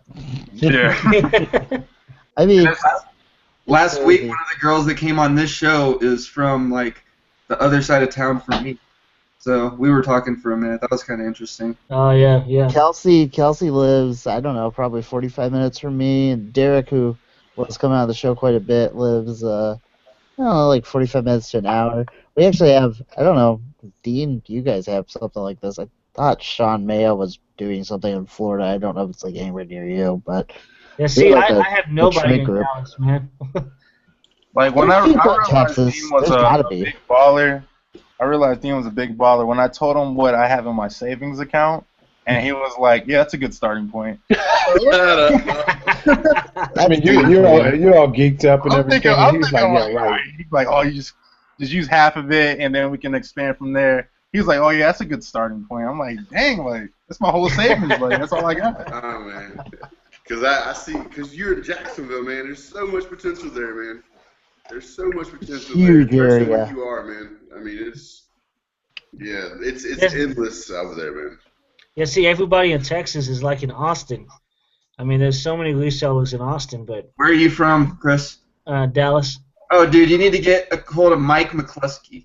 He's one of the guys that's on my morning show pretty often. That dude is freaking legit, man. Yeah, I know. I think John Grillo's in Dallas too, Yeah. but I haven't. I've sent him some messages back and forth, but I've never been like, hey, let's go sourcing together or anything. Right. But yeah, I mean, I'd hit him up. What's his name, Mike? Here, I'll just type the name in the chat over here. Yeah. Hey Chris, aren't you trying to plan something down in Texas for next summer? I still vote for the Grapevine. What was it? The Gaylord Texan. Yeah, that's a nice hotel, and I'll see if I can get my company credit card to swing that. All right. Well, I need to get down to that place is amazing. Oh, that place is beautiful. Yeah, they back when I used to DJ, I DJ'd a wedding there, and like I walked into I've never been there before. I walked in with my equipment, and it's like, oh, like what am I doing in this place? But yeah, I definitely want to do something in like June. So people who have kids that are still in school and stuff like that, summertime. I'll fly down to Texas. We got an American Airlines jet that flies down to Dallas like several times a day, or Southwest or whatever. Oh right. I got enough frequent flyer miles from this business. Yeah. So I mean, has everybody shared their mistakes though? Like, I'm trying to hear like everybody's mistakes, so I don't make I'm mistakes. distracting everybody. Because they say a wise person learns from others' mistakes, and I don't want to be wise in this game. Mistakes. Ranking. Pay very close attention to ranking. There's a website called FBA Toolkit where you can go to the specific category and put the ranking of the item in, and it'll tell you how many of that item sell a day. Jungle Scout's another one that you can use. It's another tool. That's been really helpful. Pretty freaking powerful. It does a lot of that. Where basically, like, there's so many tools out there for FBA that it makes it really easy to figure out how fast something will sell, how many sell a month, how many certain people are selling, just all this different stuff, so that you don't go out and be like, wow, this thing's $3, it's selling for $12, and there's 700 of them on the shelf. I'm just gonna buy them all. You know what I mean? That's me right now. That's literally me. Like, I walk into a store, I'm like, yo, there's 20 of them. Like, people are stupid not buying this shit. All right, let me get all of them. Fill the whole cart up, and then next thing I know, I'm like, or you can't post it, or there's a reason there's 20 of them on the shelf. like, because I literally, like, right now, like, I have stuff at FBA, and I just sent off 39 items today, and I literally have made $0 so far in FBA. But I'm not, like, discouraged by it because good things don't come fast. Like good things don't come fast. So it's kind of like Hard things are worth doing. but I'm still going out and like sourcing online and sourcing in the stores as well. Like every time I'm with my girlfriend, I'm like, all right, you go on that side. I'm gonna go over here and look for some stuff to sell. And she's like, well, I'm trying to buy a shirt. I want to see if you like it. I'm like, I gotta find stuff to sell. Like I'm not like I didn't come shopping for you. Like this is that's what I did at the mall, My Walmart. brother's girlfriend's sort of the opposite. She's like, oh, we have to go to that store again. You're gonna buy me something. But that's what I was saying. Like to like when Chris he posted something online and he was talking about how his wife helped him out, and I was like, it's so awesome that he has somebody to like be in it with him because most people like you go shopping, your wife gets mad, you're always going out, blah blah blah, doing this. And whereas like his wife knows what he's doing, and like she's helping him with the business as well. Yeah, so she's scanning away. Yeah, she's scanning away with me. That's a cool one to have right there, man. Yeah. There's also another tool. I saw Mike posted it in Sourcing Society. Was it arbitragedashboard.com? It's the category ranking sheet that updates automatically. Yeah. So you can just save it onto your phone. Yeah, I look at that every day, man. When I'm out scanning. It's only the first 5%. 1, 3, and 5%. Yeah. Of every category, and it updates every day, so you don't have to carry around your work. Yeah. Is there any way that you guys keep track of your like? Is there any like free way to keep track of like your buy costs, shipping costs, and like Excel format or something? Yeah. Excel. I think it was GoDaddy Bookkeeping does that, right? GoDaddy Bookkeeping is only $10 a month. I use that for almost of my book. Like that's everybody uses Inventory Lab and like. Yeah, but Inventory Lab, I mean, that doesn't automatic. You have to input everything in Inventory Lab. GoDaddy. Let me say this: Inventory Lab is an awesome tool. I'll say it does cost money. I'll be the first one to say it, but you don't realize like Inventory Lab, what Inventory Lab does till you use Inventory Lab because. Not only are you keeping track of your buy costs and things like that, and like where your inventory is, you know how much of something you have. You're able to pull up reports on profit and loss, like how much money you're making as a whole after fees and everything. And listing through Inventory Lab, at least when you do bigger shipments of like once you get to the point you're doing like 100, 200, 300 items in a shipment, which will happen very quickly. Even if you're only doing 20 items, Inventory Labs is better. Yes, I agree. But yeah, Inventory Lab, it's night and day doing it from Amazon. I mean, and I haven't done a shipment in Amazon since July, and we were doing, this was a bad idea.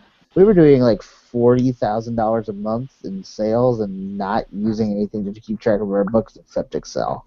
Wow. That's a bad idea. That's a bad idea. I've been using GoDaddy Bookkeeping since I started. Amazon FBA, like that was somebody recommended it to me, so I went and signed up before I even sent my first shipment in. And it tracks eBay as well. What it does is basically you can go through and you got to be kind of careful, you know. Like if I go to Goodwill, then it's all like every Goodwill transaction I have, it is inventory. If I go to Big Lots, every Big Lots transaction I have, I go there for inventory. If I go to Walmart or something, then I've got to pay attention. Like, okay, did I go here for a shopping trip or was this a sourcing trip? It's really pretty easy to tell the difference.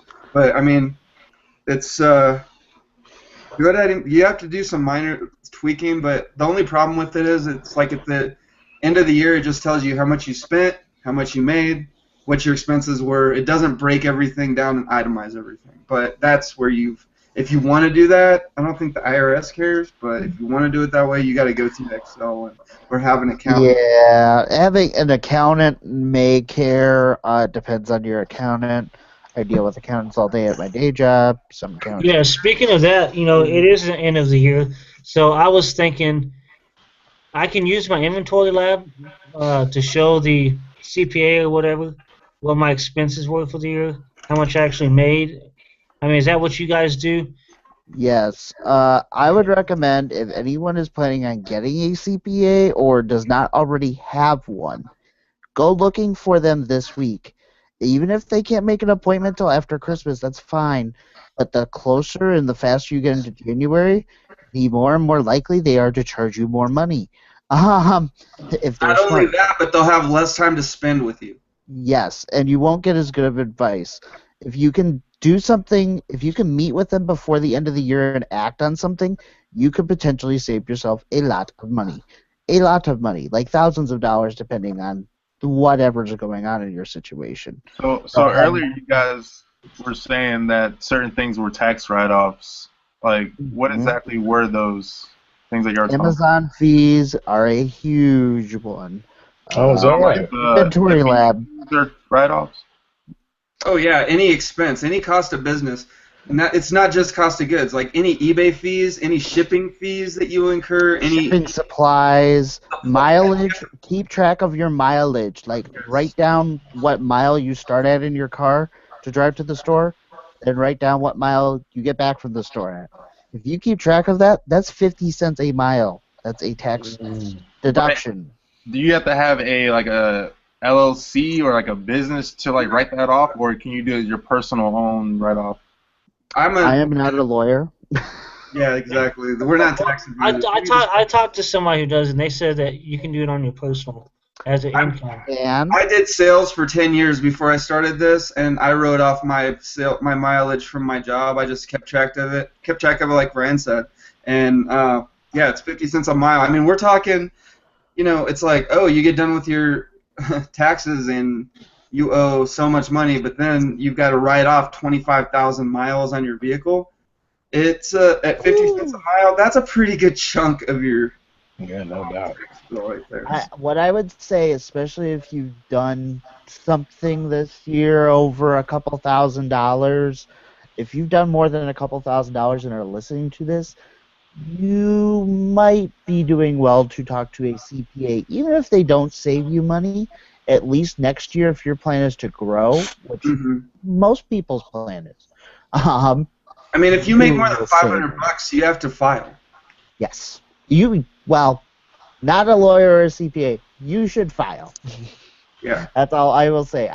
I deal with tax software all day long. That's my day job. I understand enough of the law to be dangerous, but I will tell you this: keep track of your expenses. Keep track of everything. The more organized you can make it, the easier it will be. And the thing I stress above everything is the sooner you can talk to a CPA, not only can they advise you what business type is better, whether it's better to get an LLC over sole proprietorship, or getting a S corporation, which is what I'm doing for a number of reasons, which I could go into later.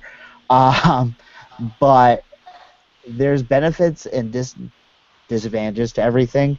One of the biggest benefits of talking to a CPA is you can know those, and they know them because they go to school all the time for continuing education, and they can save you thousands of dollars if they do it right. I have a friend, a Facebook friend. He's local, but he also follows the FBA. He's an FBA, I guess, or he's involved with them because he's trying to get Amazon seller business. But he posted a video on my wall at like end of November, beginning of December, saying that this is the best time of year. If you're looking for a CPA, if you want to consult somebody, actually 2 weeks ago was the best time of year. But you still want to, like, the sooner you can get in to talk to them, the better. Otherwise, you're going to be waiting until like next July, August, September, October, November, and then by then you could be like, you don't even realize how many fees and how much just like stuff that you have to penalties and things that you owe, and that's just going to cost you Shipping. even more money. Yeah.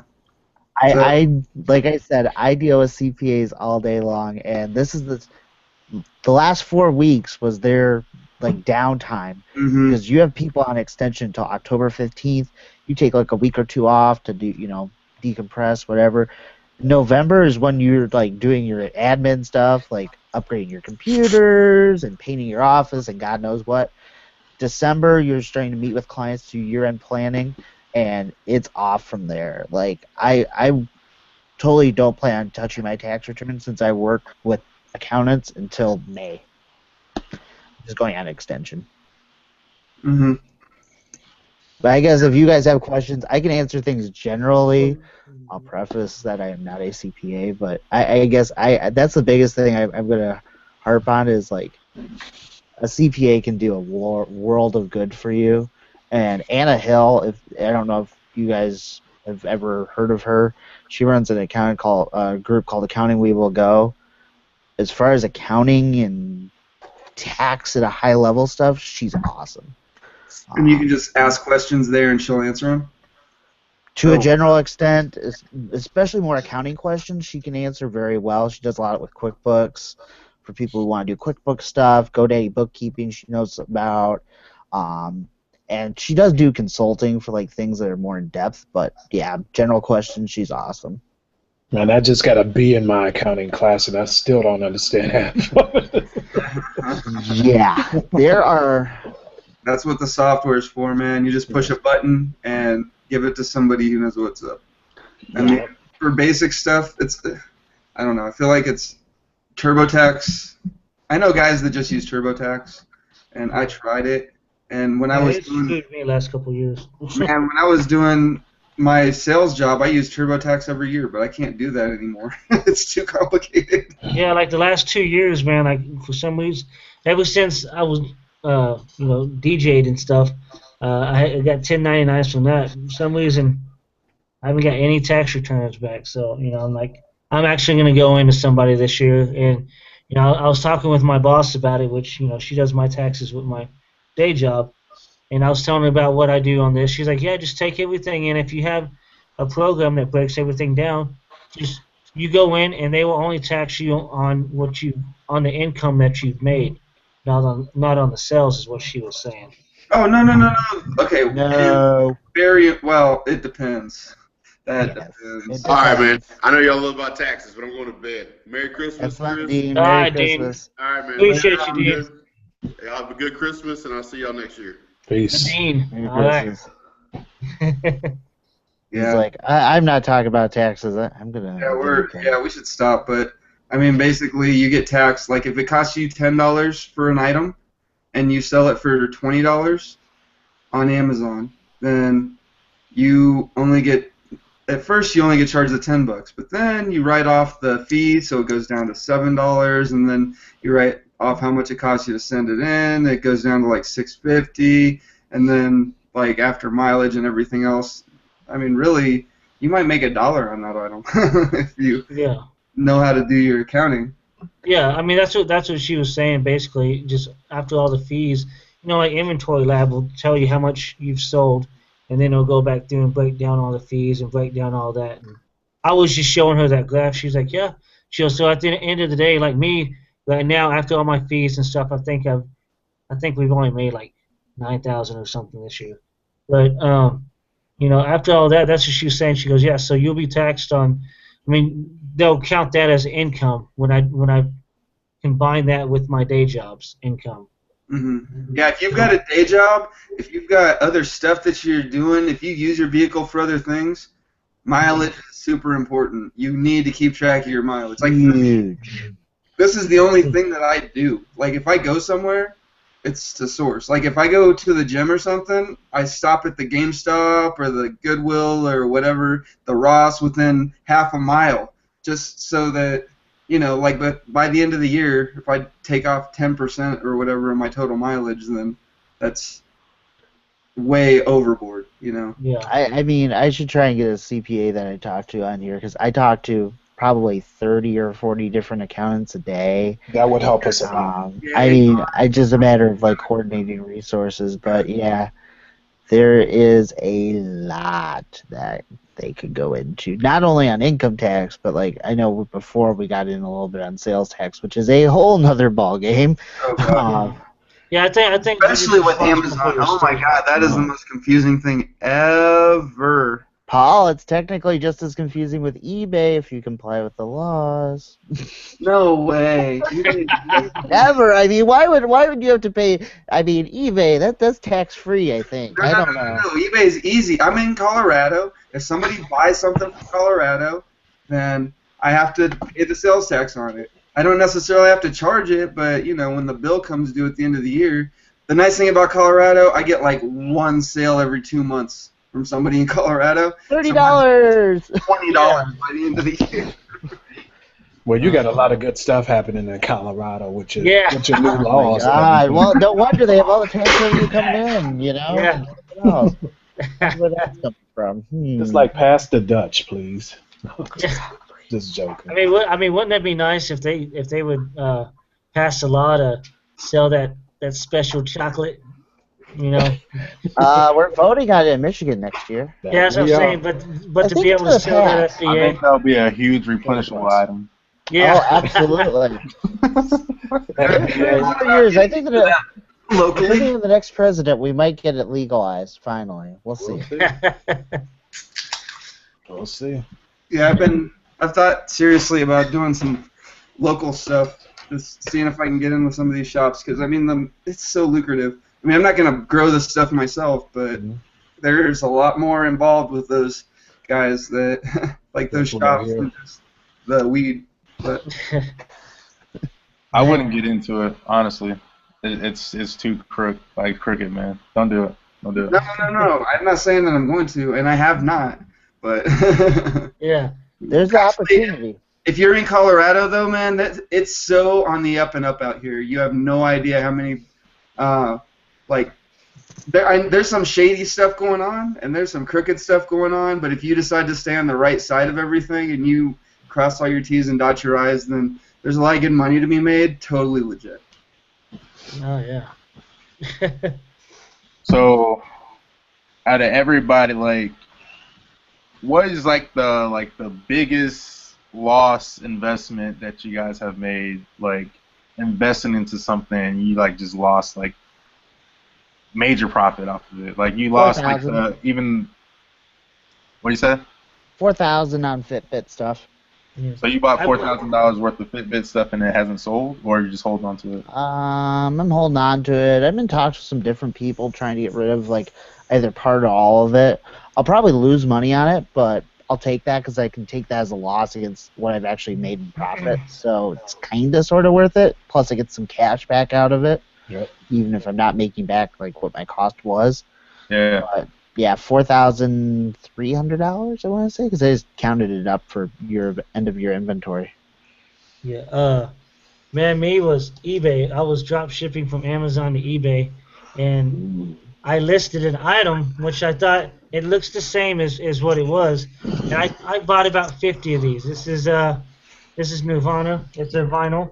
We're using that DSD crap, whatever it is, drop ship. Oh God, that. No. I was just listing the item, and it had the same cover and everything. But I didn't know there was a special edition of this. It still had the same cover and everything, but the disc is the vinyl is blue and pink.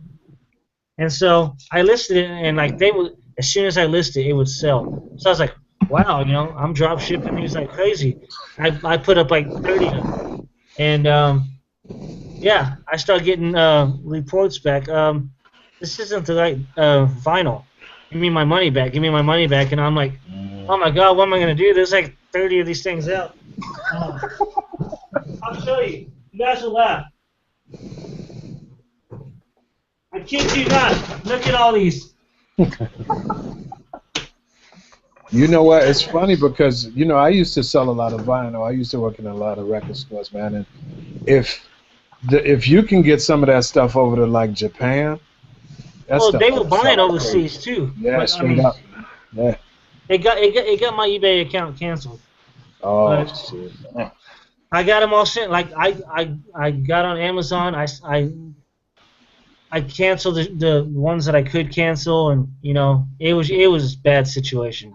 Can't you? It was like $860 worth of vinyls. So can't you throw those back on Amazon? Just sell them at the normal. I can, but I mean, there's only after the fees and everything, it's only $2 or $3 that will be made. What about eBay? Because no, I'm not doing eBay. How much did you get stuck in those, Chris? Though, how much did each one cost? Each one of them cost me when I was ordering them, they cost me $6, and they were selling for I think $18 or $20 or something. Is that Is that why you don't want to spend more than $10 on an item nowadays? I think so. Yeah, I'm just scared. So I was like, I was thinking about putting them back on, like Amazon, send them to FBA, but then again, I love Nirvana, and it's kind of cool to have all these vinyls. So. Oh, for sure, man. Did you see the Great group. that came out a couple days ago? The Nirvana baby is 25 now. Yeah. Oh yeah, that. yeah. What? She's all gothic and. It's crazy, man. Yeah. We're like, we've seen your peak. Oh, his daughter. Oh no, the baby. Yeah, Yeah, Francis yeah, B. yeah. He's 25. Yeah, we were all involved in child pornography getting that album. You got to be careful what you say on this recorded. Well, no. Yeah, Google does give you a warning that this is recorded. Yeah, I mean everybody knows the I actually have the Nevermind vinyl as well too. You could send me one of those small vinyls, dude. I'll send you one. Yeah. Yeah, I'll send you some. I mean, if any of you guys like Nirvana, it's the vinyl for the song Sliver, and it has Dive on the other side. Yeah, as soon as I seen the cover, I knew it was. Yeah, so I mean, they're from Sub Pop, so these are from 1989. Yeah. I mean, these are the original ones. Yeah. So. Did you see that last documentary that just came out? Oh yeah, the Montauk of Heck, whatever it's called. Yeah, man, that shit was great. Yeah. Loved it. That was a messed up dude, man. He had a lot of problems, man. But I mean, any artist usually does. I guess. Oh, yeah. Look what happened to Scott Weiland, man. Yeah, it's too bad. Right? Yeah.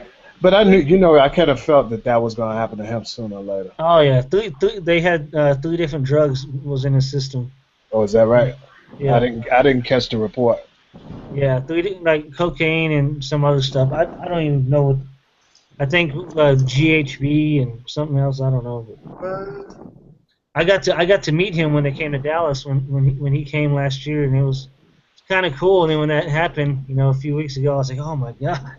Well, see, I got to get down to Dallas, man, and get down to Southwest, man. That sounds like a. That's Austin, yeah. Austin, close but not quite. I still got to get down. I saw I was out in the Czech Republic, out in Prague, and I ended up seeing the Foo Fighters out there. That's what's up. Man. And I'm not a rock fan, but I like rock music. And then the fact that everybody did not speak English around me, I was the black guy, like, hey, and everybody's looking at me like, oh my God. It's funny because black guy in the middle of a concert in the Czech Republic, vibing out the Foo Fighters. It's funny, man. It's like I went to Slipknot once, and there's a few black people there, and everyone's looking at me. I was like, man, they probably know more songs than you do, man. So trust me, man. I mean, I grew up in the punk scene in Detroit, so it's a little. It is what it is, man. Detroit got some good music out of it. Kelsey, it's 89X. I love 89X. 89X, man. But the college stations does it. They do it better, man. I mean, you got lots of Canadians. They're across the border. They can still play the good music. They're right out my window. They keep playing all these Lowe's commercials in Canada. I'm like, I can't go celebrate the Boxing Day sale. I do blame Detroit for ICP, though. That's ridiculous. That's a bad scene, man. ICP. It sucks.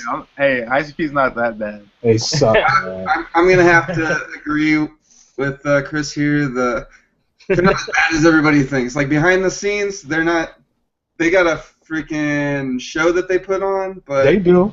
I give them all kind of respect for what they've done, but what they do. I know the shows. Yeah, well, I mean the shows. I like the fact that they're different. They're different. They did not follow the trend of the typical rock band, rap group type thing. They did their own thing, and then the Wedded Game song, or I think it was the Wedded Game song, something like that. It was just funny, it's comedy music, but basically on the outside they're kind of little. I don't know. It's funny though. I was hanging out with a bunch of friends one time, and they were my ex-wife's friends, and they were ICP fans, big ICP fans. And then Eminem came on, 8 Mile or something, and I was sitting there jamming out to it a little bit, and they were just that was the last time I got to hang out with those guys. They were like, bye. Eminem went to rehab 5 miles from my house. Yeah, that he probably did up that way. Oh my gosh. Who I else gotta was peace it? out, guys. Kid. You have a good Christmas. I gotta go to bed, but Yeah, wonderful talking Ryan. and hanging out with All right, man. everybody. See you later, Yeah, Ryan. Get some man. sleep, man. We'll talk Yeah. later, Ryan. Merry Appreciate Christmas, you, guys. Ryan. Peace, All man. right, Merry Christmas. So does everybody else have like other jobs or like other sources of income? Like, I think Mike and Paul are the only ones that's full time on this. I'm full time. Yeah. This is all I do. so you say you do photography as well? No, no, no. My photography stuff is 100% like I don't or like products photography and just like I can because of eBay and Amazon I can like last night I did freaking family photos at my brother's house. You know, we got the I family do a little together. photography here and there too. Yeah, but I mean, the only reason that I know how to set up lighting and do all that basic stuff is because of this business. But yeah, I don't do any. It's all eBay, Amazon, Craigslist, OfferUp, Facebook, just online sales. That's my money. See, I was just like wondering because like some people have like 9 to 5 jobs and they also do Amazon on the side. And I was just wondering like some people might make more money doing Amazon than they do at their 9 to 5 job. Dean. Or possibly could be making more money. Ryan? Yeah. Dean, Ryan, yeah. So, yeah, so I saw Dean post that, what, 33,000? I think he did like 40,000 in one day. Yeah, it was like, it went up to like 40-some thousand. I was like, one day, it's like somebody's like whole No, like, that was his payout. That was his payout for the 2 weeks. And that's like somebody's year's salary though. Like it's crazy that people can like I don't know. It's like the wave of Amazon. Like you gotta like ride the wave because I don't feel like Amazon's always going to be like that thing. There's always going to be something new coming out. Chips. It's like the drug game, man. You got to stack your chips before crack hits and wipes everybody out. Yeah. You got to ride the wave. You know, you got to ride the wave. But that was a bad analogy. Nah, it's not. Honestly, it's not. Because everybody's like, oh yeah, I remember that. Because when you think about it, drug dealers are considered business. They're still business. That's still their business. So it's still a business. We sell stuff that might be considered illegal one day, you know, because they used to sell cocaine in drugstores and now it's illegal. Yeah. So, but Amazon might not always be there. There's always gonna be something new coming out. So we might have to ride that next wave or whatever. But right now, I see like everybody's making profit here, there, and it's like it's motivating me to like make $1. Like I still have zero. My thing's $0. The amount of money that can be made on Amazon right now is ridiculous. Like the guy that I mentioned to you before, Mike. Yeah, the one you posted. Picker Army on YouTube. He's got a YouTube channel. He comes on my show in the morning sometimes. This guy, 2 years ago, he started with $300. His gross this year is going to be like $200,000. That's what's up. That's Amazon. If you do it right and you're disciplined, you know, and you like, but he's a workaholic. He has a full-time job, busts his ass. He's one of those guys like you were just saying, full-time job, makes more money in a day on Amazon sometimes than he probably makes at his real job half the year. But it doesn't matter. Like those guys, man. Like if I could have like not, if my company wouldn't have closed, I would have stayed there forever. But you know they let me go, and then they shut down a month later because just whatever. You know they were trying to cut costs, and they thought letting me go would be enough to, or they'd be able to like keep my business or whatever. And then they fired me, lost all their business or all my business, and then went under a month later. And then, but I was at this point where I'm like on eBay making all this money, and if I would have gotten another job, I would have had to start basically from square one again. So I had a choice to make. I just decided that I was going to try and grow this business, and I discovered Amazon, and you know, I mean, it's been fine. But if I could find another decent job where I didn't have to devote, you know, 90 hours a week or 100 hours a week starting out, just trying to build everything back up to get to a decent point where I could start to coast a little bit again and start focusing on other things on the side, I would totally do that. But I just felt like I couldn't do that. Like if I just remember the first 5 years that I worked at my old job. I mean, that's all I did is worked, you know? Yeah. So And I mean, these guys that were on your show, like, I don't know if it was the last one or the one before. There was a guy talking about like this month he's already at like $60,000 or $70,000. mhm. I mean, what are they all retail? Or, I mean, what do they do? Are they wholesale? uh, it's a mostly retail arbitrage, all three of them. Hmm. Yeah, I know. Like John, he's got That's what I'm talking about, John. That's what I'm yeah, talking about. John's got a flag business. He's basically got a drop shipping deal set up with a U.S. company that he's the only one that they'll deal with, and he sells on their products on eBay and Amazon. I don't know. I'll let him. If you can get him to come on, he'll tell you all about it. Trust me, and I'm sure he will. He's a really, really nice guy, but Yeah. he loves talking and he loves sharing his story and all that. But yeah, but he also does a lot of retail arbitrage. So I don't know what his ratio is, but I know the Yeah. numbers he throws around, and they are like they make me a little jealous. I mean, maybe that's something you can bring up in one of your wake up shows is about the whole thing we were talking about, the invoices and the receipts for the people who go and buy a bunch of retail arbitrage. You know, if Amazon's ever flagged them for an invoice or anything, you know. Actually, Adam, remember how much of the show did you watch? The last episode. I watched a lot of it. Adam was saying, well, Adam lost his account. Yeah, I think he said I remember him saying something about him being suspended. Yeah, he got suspended for a few days, and the only thing that saved him was, I mean, he had this item that he bought months before, and he still had his receipts and everything, so he got it cleared up right away.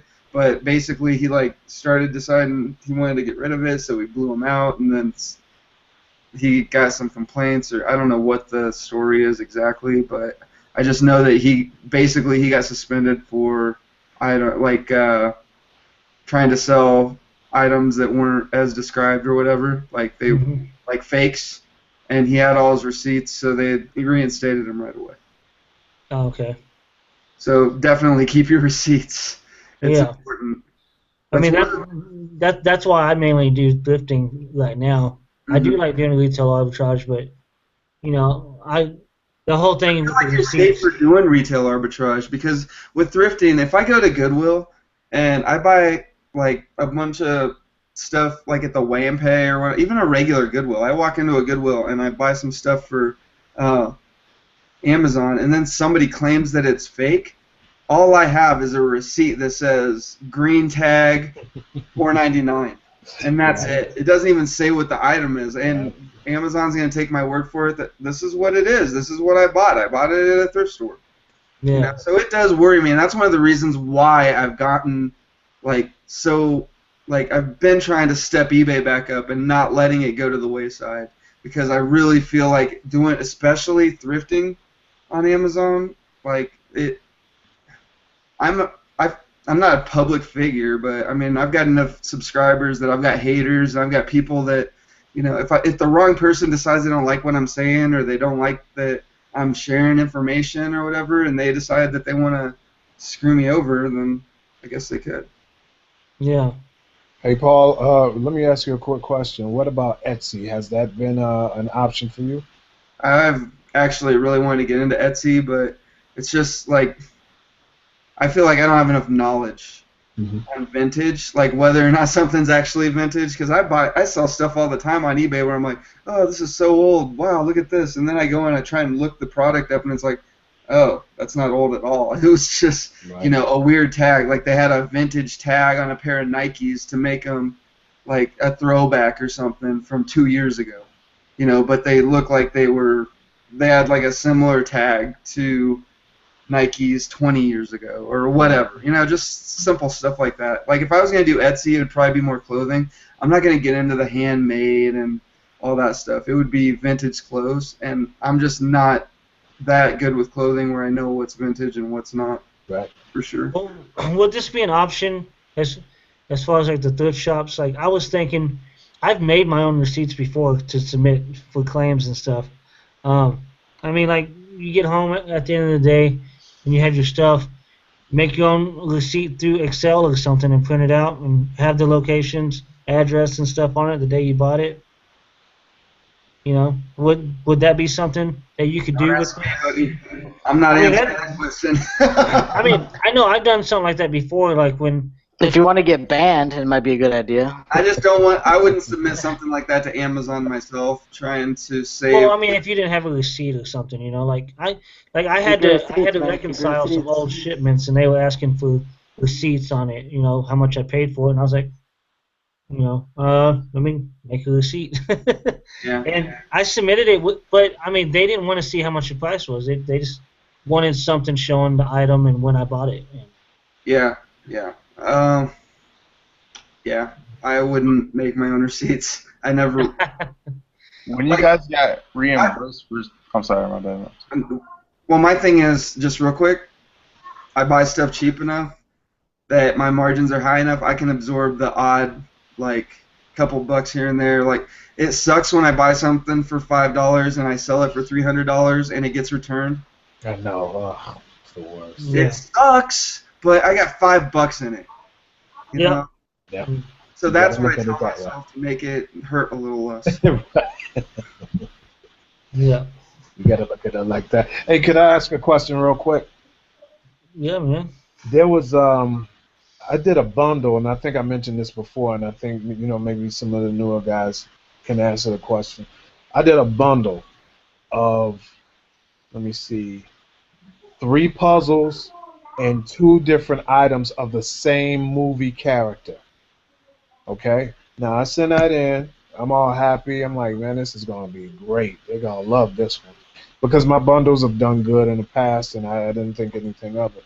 They send me basically a letter saying this bundle is you can't do it, and if you do it again, we're gonna snatch you off the site. But they didn't tell me exactly what I did. I'll tell. It was a frozen bundle. That's all it was. That's why. Okay, tell Frozen me. is a gated category on Amazon. Like, you have to be. There's so many. They had so many issues with counterfeit frozen stuff. Okay. If you try to sell anything frozen, it'll catch up to you, and they'll go You have to request to get gated to even sell frozen. right. So But I mean, anything frozen? Anything frozen, and even okay. So there are listings that slide past. Like, I've listed stuff on frozen items that are on frozen listings that weren't gated, but you're not supposed to do it.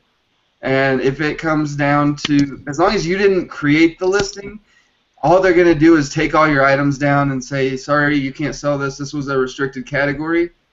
And really, like, from what I understand, I've got guys on my show that do ungating, and the way that they told me was basically you just have to have store receipts, like legitimate store receipts, saying that that's how you bought the frozen items. But lately, Amazon's been getting really tough on getting ungated for different categories, and they're not allowing store receipts as much. I don't know if they're allowing it for frozen or not, though.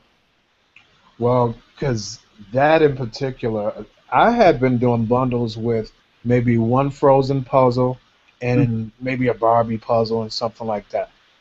Something for girls, and they've been fine.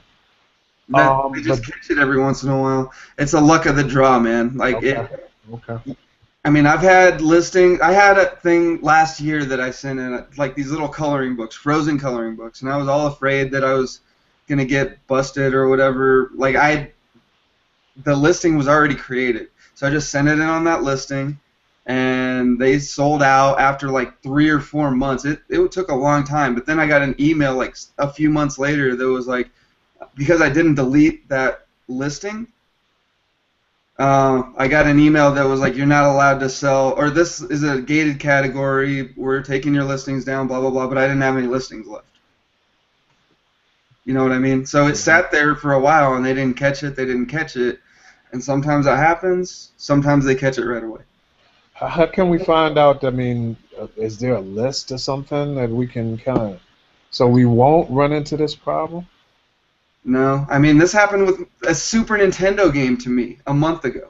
I sent in The Legend of Zelda: Secret of Mana. It's like a $60 game. I send it into FBA, and then it shows up in my stranded inventory, And then I called them, and they're like, "Oh, we've been having too many problems with counterfeits. You have to be you have to be ungated to sell that game on Amazon." I was like, "What?"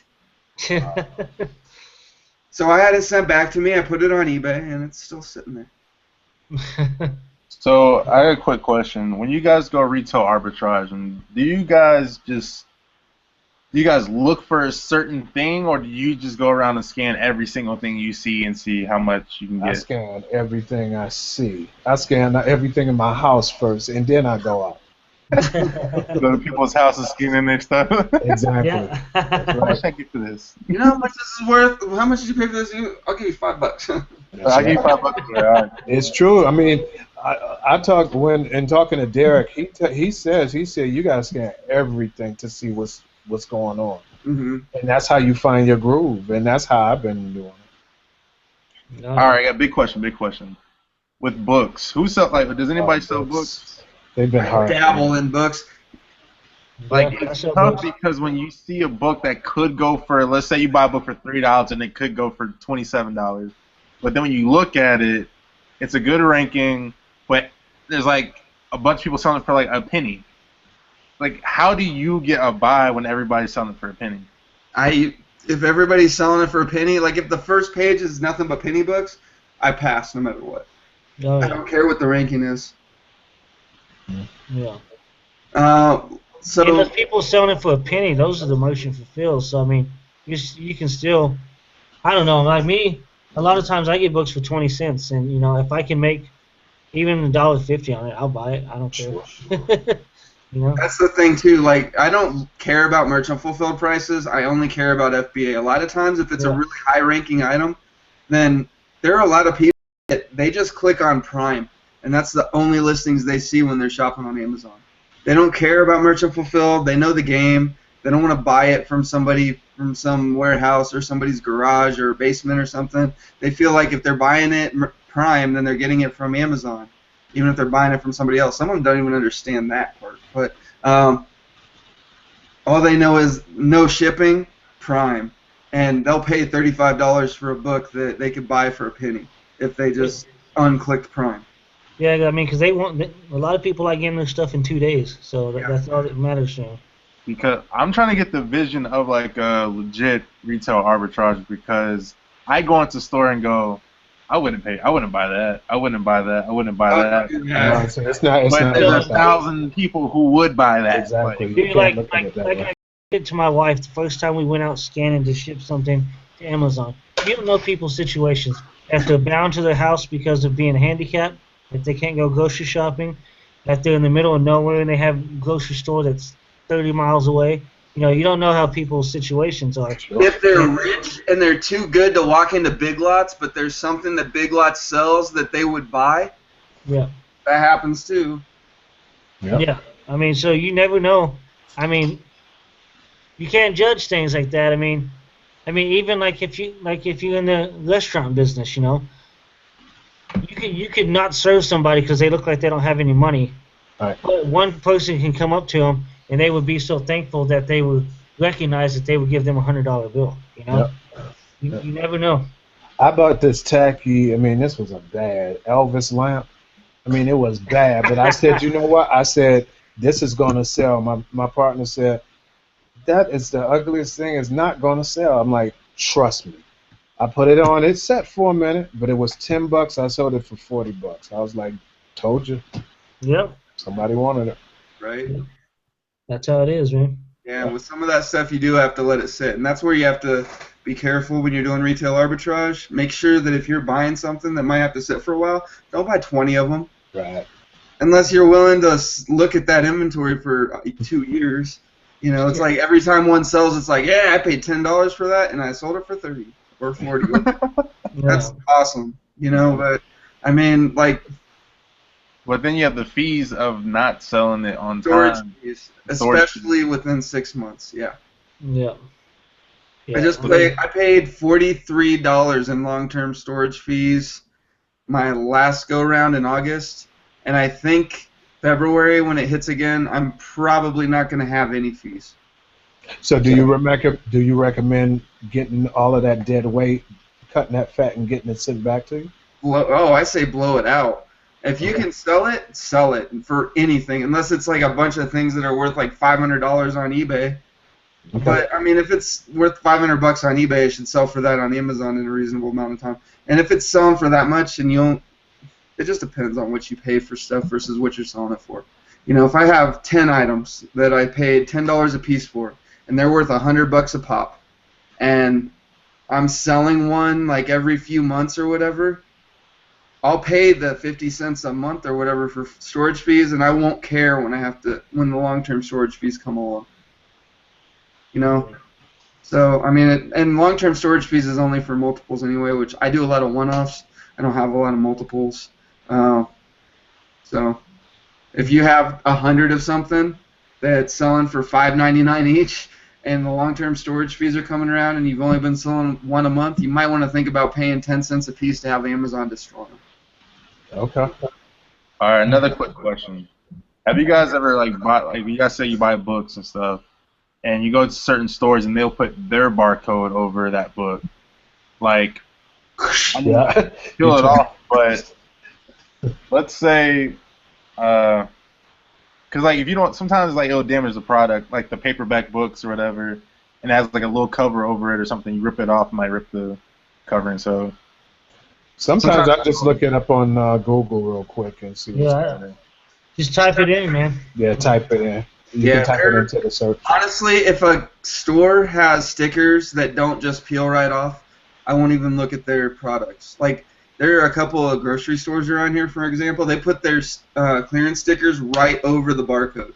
Mm-hmm. And you cannot get those stickers off without, like, this works really well, but I'm not going to buy it, bring it home, take the stickers off, and then scan it. So I don't even bother looking at their stuff because of that. Most of the bookstores around here, it's pretty easy to get the sticker right off. So, yeah, because that's what I was talking about. My girlfriend likes books, so we went to Books A Million, and I was like, yo, where's the clearance section at? I went to the clearance section, and they got the freaking clearance stickers right over the barcode. I'm not going to buy a bunch of books and then research it because like the Wi-Fi wasn't working well. There was barely any signal in there. I was like, I'm not going to buy all these books. The ISBN is on the inside cover page, and you can search the ISB, or you can search on Profit Bandit, SourceFi, any of those, I think. Yep. I know Profit Bandit will do it. You can search by ISBN to bring the book up if you want, but you got to type it. Yep.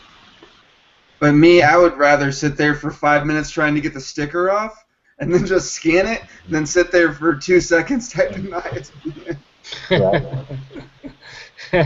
So, Chris, how are we looking on time? We got to get out of here. Yeah. Man, it's been 2 hours. This has been the longest show, I think, since the very first one. So that's kind of a cool way to end the year, I guess. But yeah, for sure. I guess we can each go through and say one last thing, one bit of motivating advice to anybody who's going to watch the replay. Anything you got? Well, I'll just say just keep going, man, because I tell you, that first underclock radio thing that I sold, and I woke up that morning and I seen that it was sold, I was like, this is going to work. I got a plan. I'm telling you, it's been going up from there, and that's since October of this year. You know, we're still fresh in the game, and like I said, I see a lot. I see what this is going to be. So you just keep set a goal, keep your eyes open, and run, and run.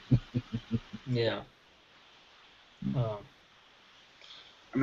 I would say be disciplined, stick to your guns, have a plan, follow through, do what you feel like. I mean, the Facebook groups are great, the YouTube channels are great, listening to everybody else tell you how they did it, it's great, but you got to kind of come up with your own way and figure it out yourself. There you go. Let's see, Chris. I know you're kind of new, man, but I mean, from what you've experienced so far, man. My experience so far, I'm gonna motivate you guys. You guys have made more than $1 in profit doing this, so that's a positive. $1 profit is always a positive. So me, I'm more so kind of like Kelsey in a way. I'm waiting for that one sale to be like, all right, it's game time. It's like it's kind of like starting your first track meet. And then I remember my first track meet. I lined up. I was running the 400 meters, and when the going off, it was like it felt like it was slow motion. Like it was just going slow, but like halfway through the race, like I started going faster and faster. Like everything started coming to me. And right now I'm like in that whole slow, like this is just a dream type thing because I haven't made that $1 yet. So, but I feel like when I make that first profit, or not the first profit, first sale, it's going to be more so motivating. Like, okay, I can relate to these people who aren't in this group because right now it's kind of like you ever been like doing like a type of business or anything when those pyramid scheme type things. I know this isn't, but everybody's making $50,000 here, $100,000 this year. Right? Like, dang, like I haven't made $1 yet. Like, do I have to go? What do I have to do? Like, so right now, I like this group because I like this Google Hangout thing because when you watch YouTube videos, you can't just ask that person a question like, hold on, what can you like repeat what you just said or anything like that? You can't do that, but it's good to like talk. I can be able to ask a question and then I get an answer right then instead of typing in the group and then waiting for whoever responds. And you really don't understand what they're talking about when they respond. So this is really good. Like whoever thought about this, I don't know if it's you, Chris, who started this whole Google Hangout thing for this group. This is an awesome thing.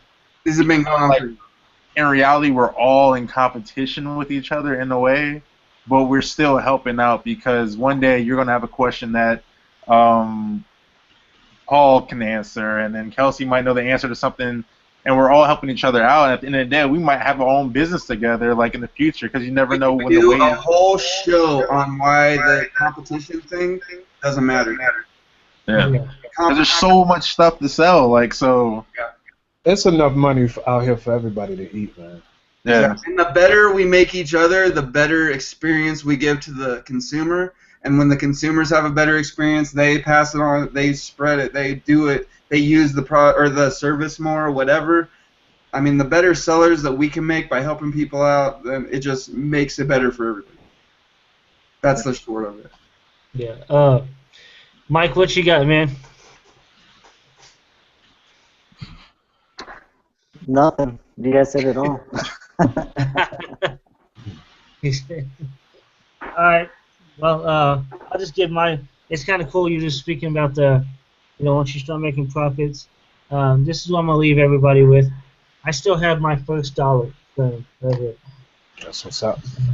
And I bought a sports bottle at Goodwill. It was a Mario Brothers bottle, and we bought it for 50 cents. And we bought 2 of them. And I showed one of my coworkers at my job. He's like, "Oh man, it's cool. Can I buy it off you?" I was like, "Yeah. How much?" I was like, "I guess $1. It's like double my money." And once he gave me this $1, it clicked to me. I was like, "Wait, I could put that other one online and sell it. I could do this." And so we started off like $10. We went to Big Lots and got some graphic T-shirts and put them on eBay, and they actually sold. And that's how we started building up to where we're at now. So this is my first dollar that we ever made, and it stays next to my computer here, and I look at it every day that I come into my office, and that motivates me that it all started from that, and so nice. That's what keeps me going, and just advice and what I'm gonna plan on doing next year is I'm hoping to go from thrifting now to getting more into buying retail arbitrage and eventually get into wholesale. I like what Mike's doing. I like the progression that he was in when we first started talking from thrifting to now. He has boxes of stuff showing up at his house and he just ships it off to Amazon. I love the whole wholesale concept. I don't have the capital for that yet. So, I mean, if I was giving advice to anybody, just explore all areas of this, thrifting, OA, RA, anything, wholesale, and just keep on going. If the day that you stop shipping in stuff and stop trying to make a buck, that's when things are going to start going downhill. That's right. And you have to keep making it happen. It's not going to happen on its own. That's right. So that's what I got, and I appreciate you guys. And I mean, we started the motivators in I think April is when I created the group. It actually used to be my DJing page. Had my DJ name, and I was trying to get away from all that.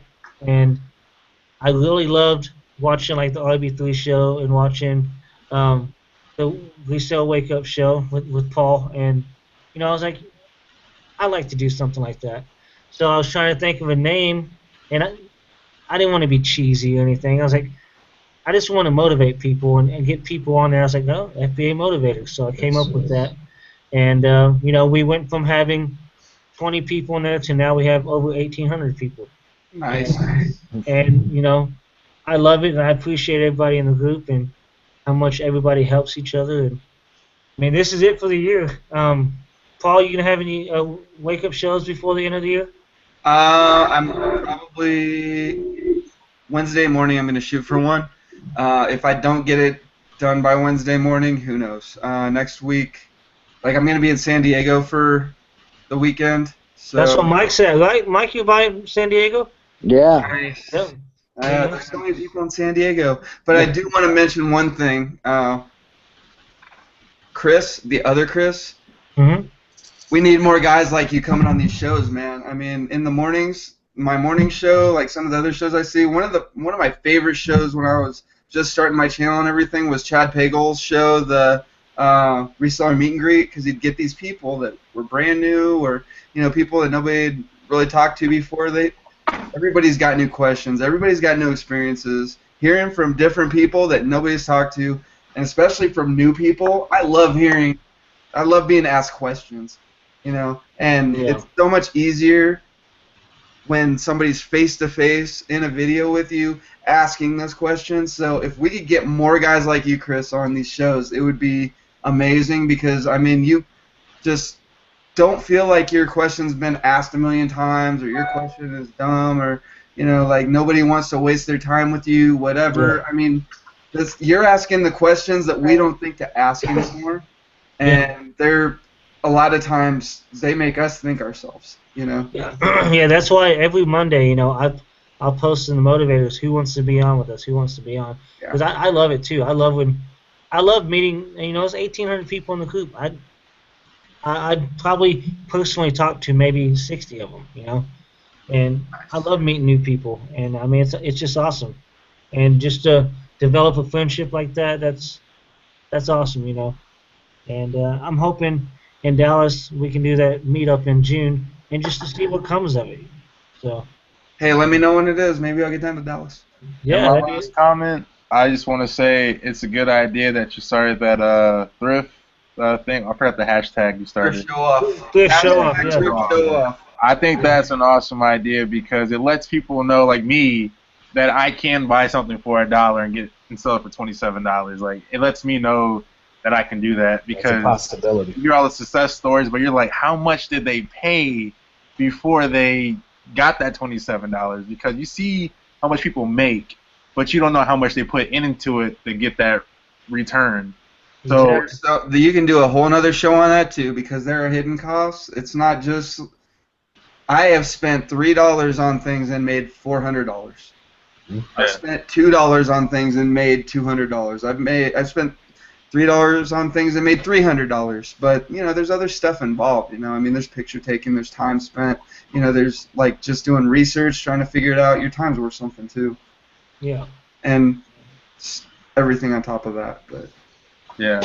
And then you get that $300 return, and it's like, asshole.